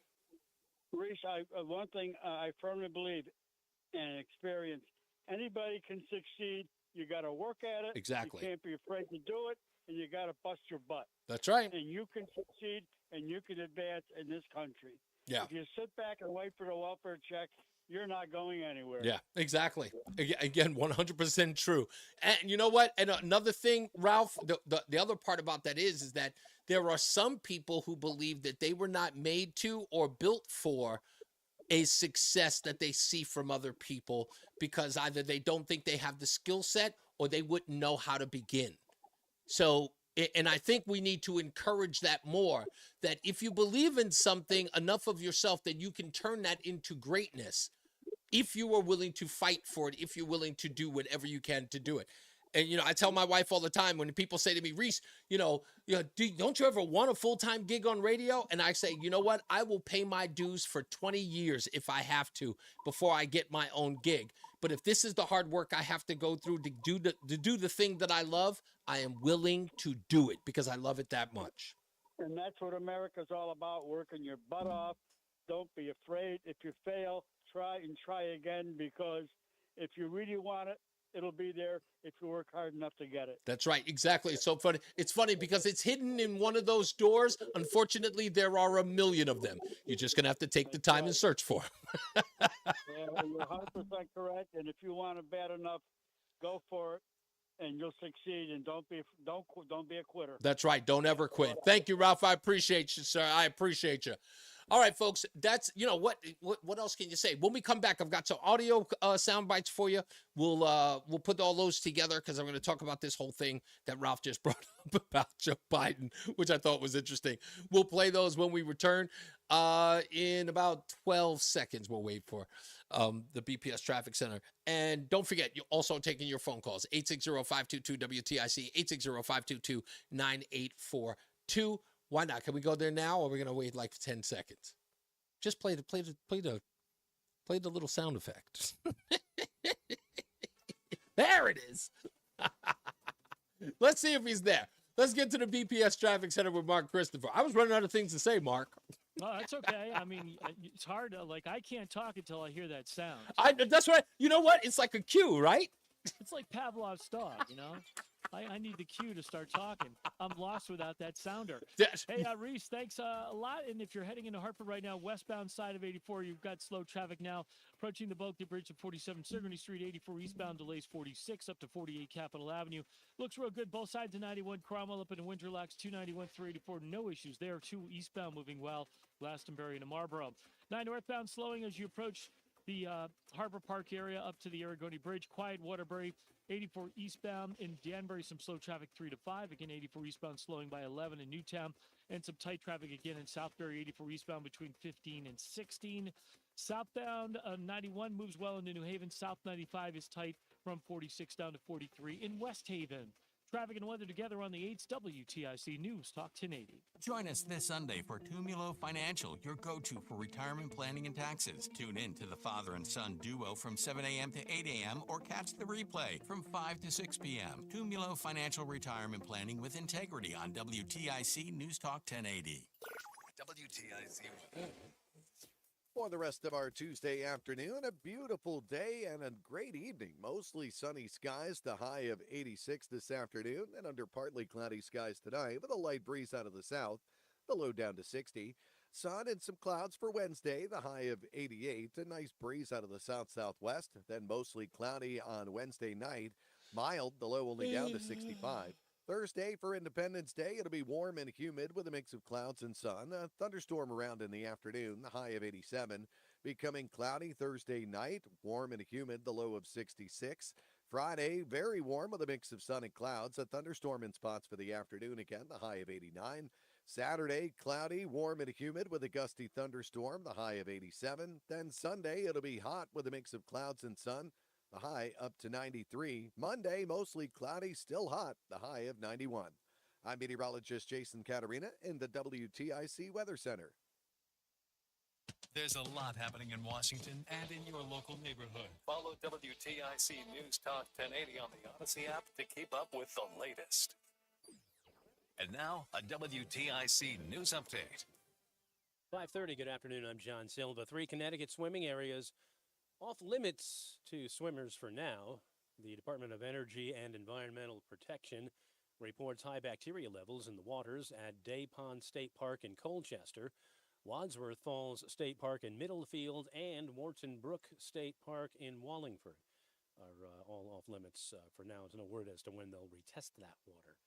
State officials and the family of a man killed while working on a Connecticut highway last week are pleading with the motoring public to slow down, particularly when driving through work zones or if emergency workers and police are assisting motorists on the side of the road.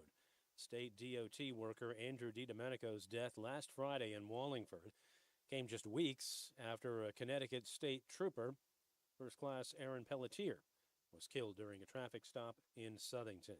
Bob Stores has announced it is closing for good, the clothier, with 10 locations in Connecticut, filing Chapter 11. It announced last week that it will begin holding going out of business sales. State Attorney General William Tong now launching an investigation into Capulet Entertainment after the outfit abruptly canceled the third and final day of a weekend festival. The AG's office says it's received dozens of complaints from those who purchased tickets, but have heard nothing but radio silence from the organizers. Some forked over as much as $700 for a 3-day pass. New member to Governor Lamont's team, he's Matt Brockman. He'll be taking over as chief of staff for the departing Jonathan Duck. And Hurricane Beryl roaring across the Atlantic, the Caribbean Sea, as a monstrous Category 5 storm on a path toward Jamaica and the Cayman Islands. At least 4 deaths have been attributed to the storm thus far. Wall Street, the Dow up 162 points today. NASDAQ gained 149, and the S&P was up 33. We'll join the Red Sox pregame in progress right after the 6 o'clock news. Sox begin a series in Miami tonight against the Marlins. Yanks open a 3-game set at the stadium against the Cincinnati Reds. And the Mets are in D.C. to continue their series against the Nationals. Eastern League tonight, the Yard Goats in Binghamton, 6:35 on the Odyssey app. For these stories and more, go to WTIC.com. I'm John Silva, WTIC 1080 News. The real estate market is sizzling hot at an all-time high. Hi, I'm Sandy Terenzi with Mike Price from the Livy and team at Keller Williams Legacy Partners. And if you're on the fence, this is absolutely the best time to sell. That's right. Due to tight inventory, we are currently at a record-breaking high with Connecticut's median sale price now at $400,000. You don't want to miss this historic market. Call us today at 860-855-SOLD. That's 860-855-SOLD and ask for me, Sandy Terenzi. Be warned that once you pick up a refreshingly cold drink from McDonald's and people see just how refreshingly cold that drink from McDonald's is, you may create drink envy. Because there are drinks, then there are drinks from McDonald's.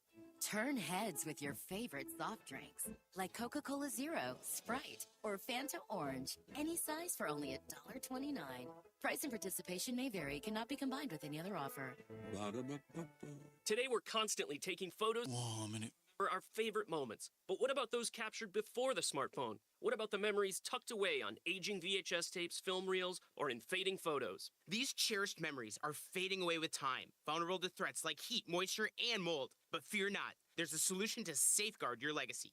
Hi, I'm Adam. And I'm Nick. Together we founded Legacy Box over a decade ago with one mission, to bring your memories into the 21st century. It's time to bid farewell to old tapes you can't watch and faded photos. Legacy Box transforms them into digital treasures, ready to share with a click. Just like magic, your shoebox of memories is now safely stored in the cloud or on a thumb drive. Over 1 million families have trusted Legacy Box, so you can rest assured your priceless moments are in good hands. Don't let your childhood fade away on old tapes. It's time. And 10. Priceless moments. you. Fast forward into the digital age. Visit legacybox.com/value and unlock 50% off your order. That's legacybox.com/value. This is Reese on the radio, filling in for Todd Feinberg on WTIC News Talk 1080. You know, with all of these people who seem to be anywhere and everywhere when it comes to Joe Biden's candidacy or viability as a candidate, I don't seem to understand why they can't just say he is a losing candidate. Is it something to do with embarrassment? Does it have something to do with not, or I'll put it this way. Like, I almost feel like there are people who just don't want anyone to get the impression that they were affected in any way about his performance or the gaffes or the mistakes that we've seen by the president. If you listen to any of these people who are doing a number of things to pretend nothing happened, or worse off, trying to direct the conversation towards Trump's lies. All of it is like, but Trump lied. I'm like, you know what? Guess what? Yeah, Trump lied. You know, Trump's a big fat liar. But, you know, can we talk about your guy? Can we talk about the president, the guy who's actually sitting in office? You know, Trump lied. Don't elect him then. Can we talk about the guy we did elect? Can we have a conversation about him, the guy who's actually in the chair? Guy's taking care. Yeah, the guy. Can we talk about him? I know it's about winning an election, but can we talk about where we are today? Can we have a conversation? No one can. No one can. And this is why I said on my Sunday show, I can't have a conversation with anyone about this. Not just because they're disingenuous. It's nothing to do with that. It's because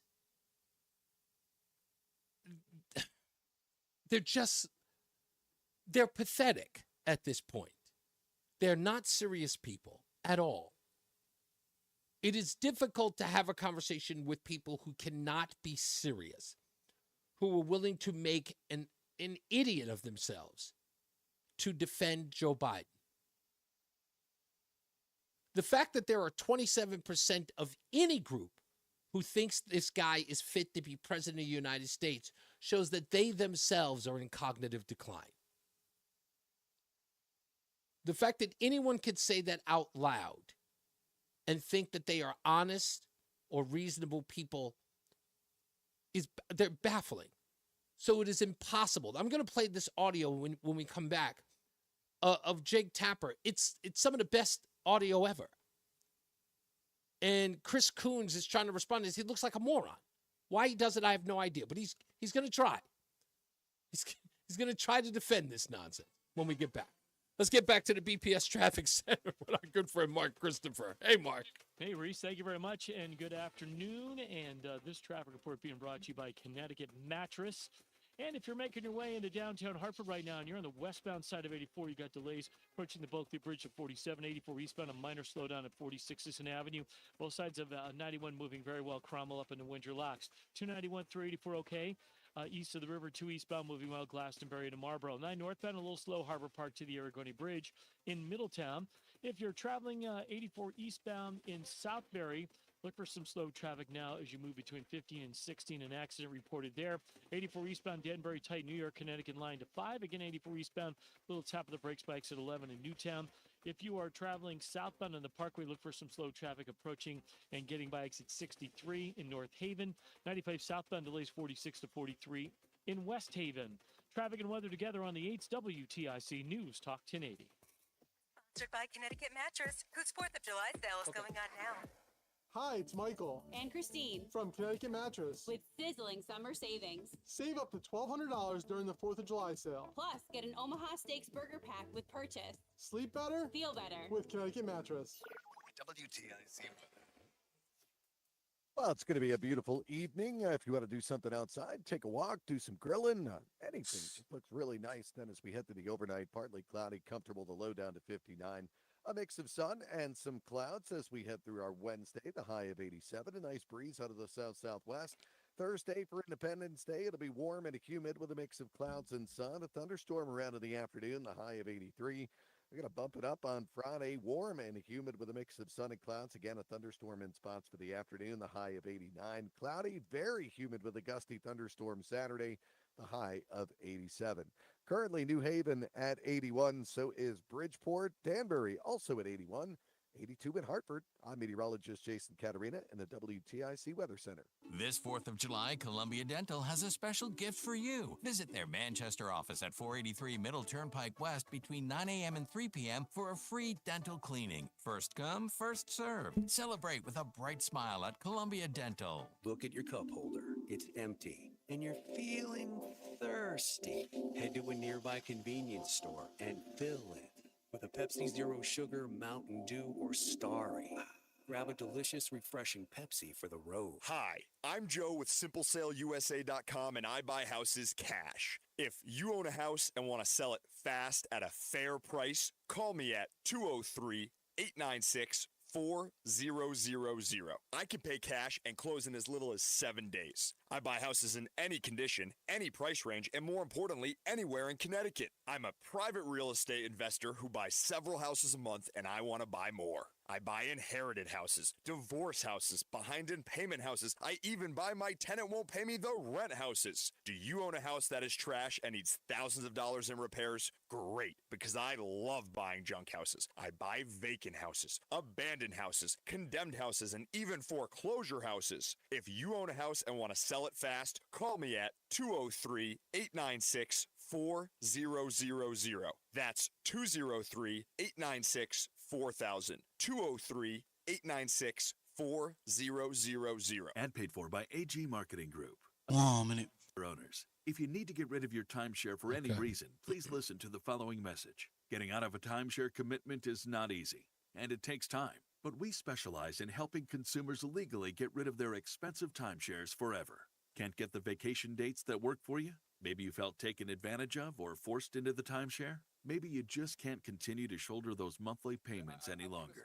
If you need to eliminate your timeshare commitment, then you need to take down this number, 800-866-7061. We will safely and legally get rid of your timeshare payments forever, all with a 100% satisfaction guarantee. Don't continue to let your timeshare be a financial burden to you and your loved ones. Call us now at 800-866-7061. The call is free, the consultation is free. 800-866-7061. That's 800-866-7061. Again, 800-866-7061. What's up, everybody? You know who it is. You know who it is. It's Reese on the radio. Frederick Douglass of the 21st century. It's WTIC News Talk 1080.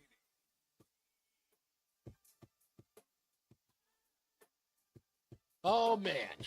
You know, it's another good one that you could play from Fabulous is, what is the one?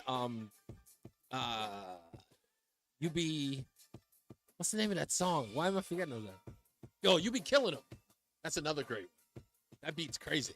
Anyway, it's Reese on the radio, News Talk 1080 WTIC. I thought I had the clip of Jake Tapper talking to Senator Coons, but it wasn't the right clip. I don't want to even play that one, but I will play this clip. This is from Kornacki from MSNBC.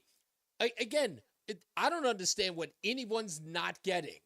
This isn't just his political opponents saying he should get out of the race. This is worry within his own party, concern within his own party. 45% of Democrats saying that Biden should step aside. And obviously that performance, I think, just reinforcing and maybe even increasing in terms of its potency, the main concern, or one of the main concerns we've seen over and over when it comes to Biden, and that is his age. This is a Gallup poll just before the debate, and already going into the debate, 67% of voters said they considered Biden too old to be president.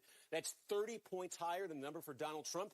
And just take a look at the other oldest nominees in history. John McCain in 2008, Dole 96, Reagan in both of his campaigns.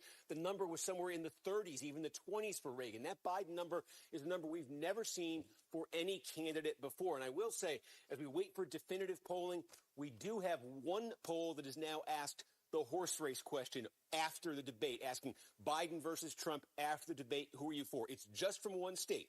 It's from New Hampshire. But in that New Hampshire poll, this is out just a couple minutes ago, Trump leads by 2 points in the New Hampshire poll. If you can read my writing, Trump +2. And the critical thing there is in 2020, Biden carried New Hampshire by 7.5 points. So we don't have party. So that is one of the most telling parts about this. Again, New Hampshire, Joe Biden at 7.5 in 2020, Donald Trump up 2 in recent polling. What are you going to say? Lose New Hampshire, you lost it all. It's look, it's a wrap. I think everybody knows that right now, right? No matter what the newsrooms are saying. There it is. Trying to get me hyped.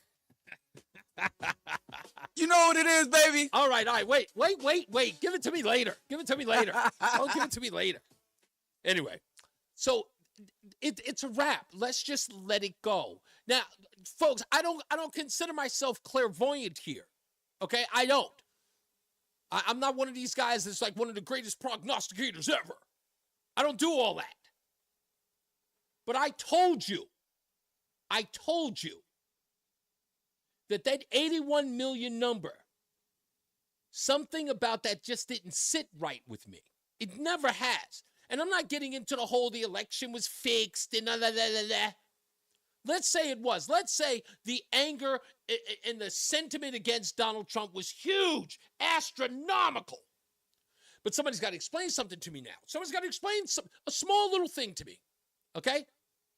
And I said this before, and I'm going to say it again. I'm going to use 2020 as my guide. We're looking at the entire presidency of Donald J. Trump. The entire presidency of Donald J. Trump, when he walks away with 63 million votes, and he wins the Electoral College against a 65, 66 million vote-getting Hillary Clinton. We look at Russiagate, 2 impeachments, COVID-19, and every scandal you can think of, from lying about the bust of Martin Luther King Jr., the African-American Day, every lie, every scandal, everything, right? Don Jr.'s going to federal prison and colluding with Russians, Paul Manafort, all of it. 2020 rolls around, and Donald Trump gets 75 million votes. 63 last time, 75 million. 11, 12 million uptick. Joe Biden gets more votes than his former boss, Barack Hussein Obama. The guy who in 2008, running in the primary, dropped out after garnering over 19,000 votes. Again, I'm not talking about anything about scandal. I'm not talking about stealing anything. I'm not talking about any, cheating. I'm not saying anything about that. And then you have this, where we are today. 81 million votes have to be responded to. They have to. Where do you think it is now? Come on, folks. Where do you think that number is now? Even with the threat of Donald Trump about to win. Right? With everybody saying, Donald Trump's going to win this election. Donald Trump's going to win this election. Joe Biden got 81 million votes versus Donald Trump's 75 million. Where do you think that number is today? Shouldn't we ask? I think it's worth asking. I think it's worth somebody talking about. Let's go to Matt in Bristol. Hello, Matt. You're on Reese on the radio.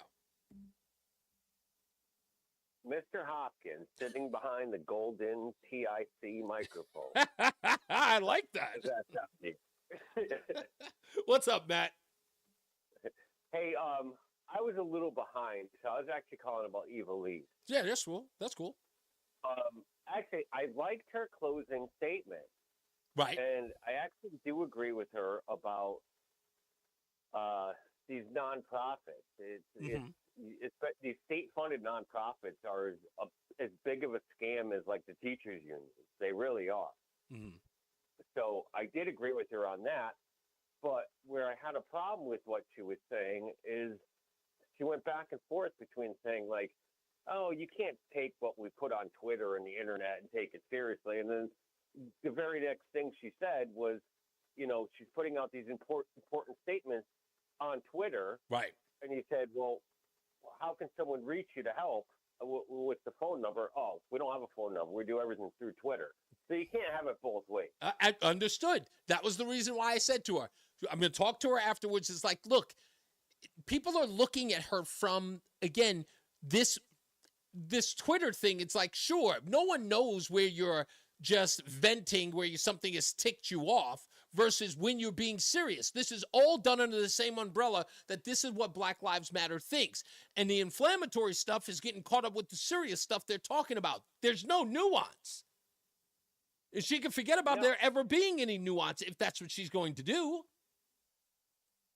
Especially if there's no separation between exactly what they say on Twitter and, you know, the outreach part. You know, if it's all done through Twitter, then obviously whatever she says on Twitter is going to be taken seriously because that's where she does her serious work. Indeed, she does. You're right. 100% right. Without fail. I think, listen, I think she understands that now. If not, I think the people who were listening today at Black Lives Matter understand that as well. And even your statement, I think that gives them an opportunity to sort of look at that and say, you know, hey, you know, if people are going to parse our words, or we're going to make a very definitive statement when we do go on Twitter. We can't be all over the place because that only hurts us. And it's true. It only hurts them. Thank you, Matt. I appreciate the call. Do I take a break here, or am I coming back, or should I take another call? Oh, ain't no break. Oh, okay, never mind. Let's go to Fred in Middletown. Hello, Fred. You're on Reese on the radio. Where's my other poem? Well, actually, okay, I was going to spit Say Hey Mary Faye, which I will if you like, but I also have one called Who Killed George Floyd? They're both very short. Okay, George Floyd, it is. Who killed George Floyd? 'Twas fentanyl, what sent George to hell, the coroner said. It was racism, the rage mob raged, which made George dead. It was Officer Derek Chauvin and racism, the institution gets the blame, alleged the prosecution. But did anyone bother to ask Mick Jagger? Jumpin' Jack Flash will put a dagger in everybody's heart as he doth impart exactly whom the real culprit be. Same perp as killed the Kennedys, which after all was you and me. So either lock us all up or Derek Chauvin must go free. I actually kind of like that one. Oh, I love that one. Real quick, there was a brilliant caller on another show who said that right now, the deep state is monitoring every conversation on our surveillance devices, everything on Twitter and Facebook. Right. And based off of that, they're going to make their decision about what to do. Only Bill left. They're going to make a decision about what? About what to do with Joe Biden, whether to run him or not, or who to replace I believe, him with, yeah. I think that decision's coming very soon. I don't think they have a lot of time. I think that decision's coming very soon. Thank you. They're pulling it. They're monitoring what people are saying, and they're basing it on that. I believe so. Exactly. Thank you, sir. Let's go to Bill. Thank you, sir. Let's go to Bill in Wethersfield. Hello, Bill. You're on Reese on the radio. Hello, Reese. Yeah, and there goes real good dictatorship when they lose the right to go out and have runoffs and elections for their Democrats. But what I was calling in on was, it's very sad that we had, state worker who was 26 years old killed by a hit and run drunk driver. And we had the police officer just killed. But what I find even just as appalling is the 19-month-old that was just killed in Hartford at 11 o'clock at night. And, a guy in a BMW with communist TIC News this morning was you had excessive tinted windshield. And, racial profiling, the police aren't allowed to go over and pull over people with excessive tinted windshields or driver's windows. And, our politicians, really can be blamed for this one. I don't understand. Help me. You know what? Not that you could. That's another thing I've never understood. I've seen this over and over again.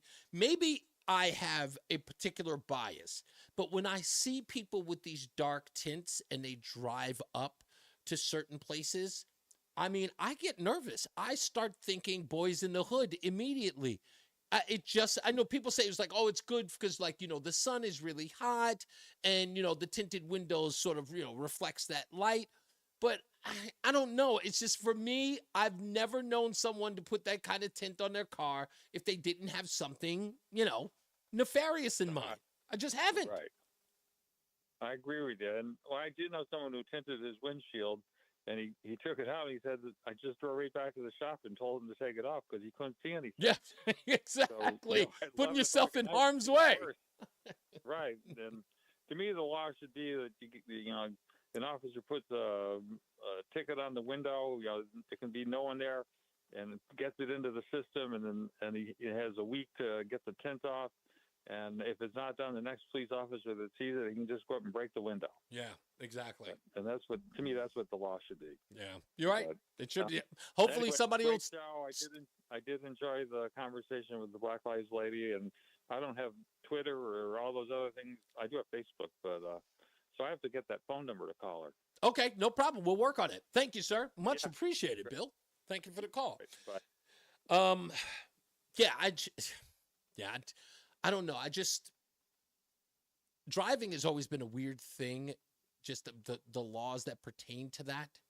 It's a really, really, especially this story about the police officer. It's you see them pulled over on the road. If you watch those videos on YouTube of those officers who will be, they wisely go over to the passenger side when they're on the shoulder. So now they can see when a car might be veering towards them. And then you watch some of those dash cam videos where a car plows into that, the guy on the side of the road. I'm like, it's crazy, but I'll be driving in my car and a police officer or a state trooper will be behind me while I'm driving. And in my head, I'm going, okay, if you're going to pull me over, just can you do it till I get at my exit? I don't want to be on the side of the road on the highway. Just don't. I've watched too many of those things. It's like watching far too many horror films. And then when you walk into a house that's extremely dark, you think whatever the horror film was is going to happen to you. That's kind of, it's like being a hypochondriac. You're just completely concerned about that well-being within that moment. Or that particular issue within that moment. That's always made me leery. I'm just like that. KB is in the house over there. Gosh, there's so many comments that are in here. I wasn't even paying attention. Forgive me. Michael A. says, Reese, if you ever come to WTIC full time, I hope that you don't get stuck. Okay, I'm not going to read that part. Okay. Well, thank you for that comment. Yeah, unfortunately, that's kind of how it goes. I'm not going to read the rest of that because that's kind of private. I won't say that. I'm not 6'5". I'm 6'3", by the way. 6'3". I used to lie and tell people I was 6'5". As I always say, radio is free, so we thank you for paying attention. Remember to keep JC in your hearts and in your mind. Sean Patrick, we love you and we miss you. Remember that panic is not planning, so plan your work and work your plan. Me, I'm Reese on the radio. He is Mark Christopher in the BPS Traffic Center, and I'll see you tomorrow. All right. Thank you very much, Reese. And if you're heading toward Hartford right now, good ride. Both sides of 84 moving well. All right. Good, sir. Thank you. I will see you mañana. Same story. Yep. And you doing tomorrow and then Friday, right? Yeah. And Monday. Oh, you doing Monday too? Yep. Okay, cool. All right, man. Cool. All right. See you tomorrow. All right, but Waterbury looks good. We are seeing some delays in South.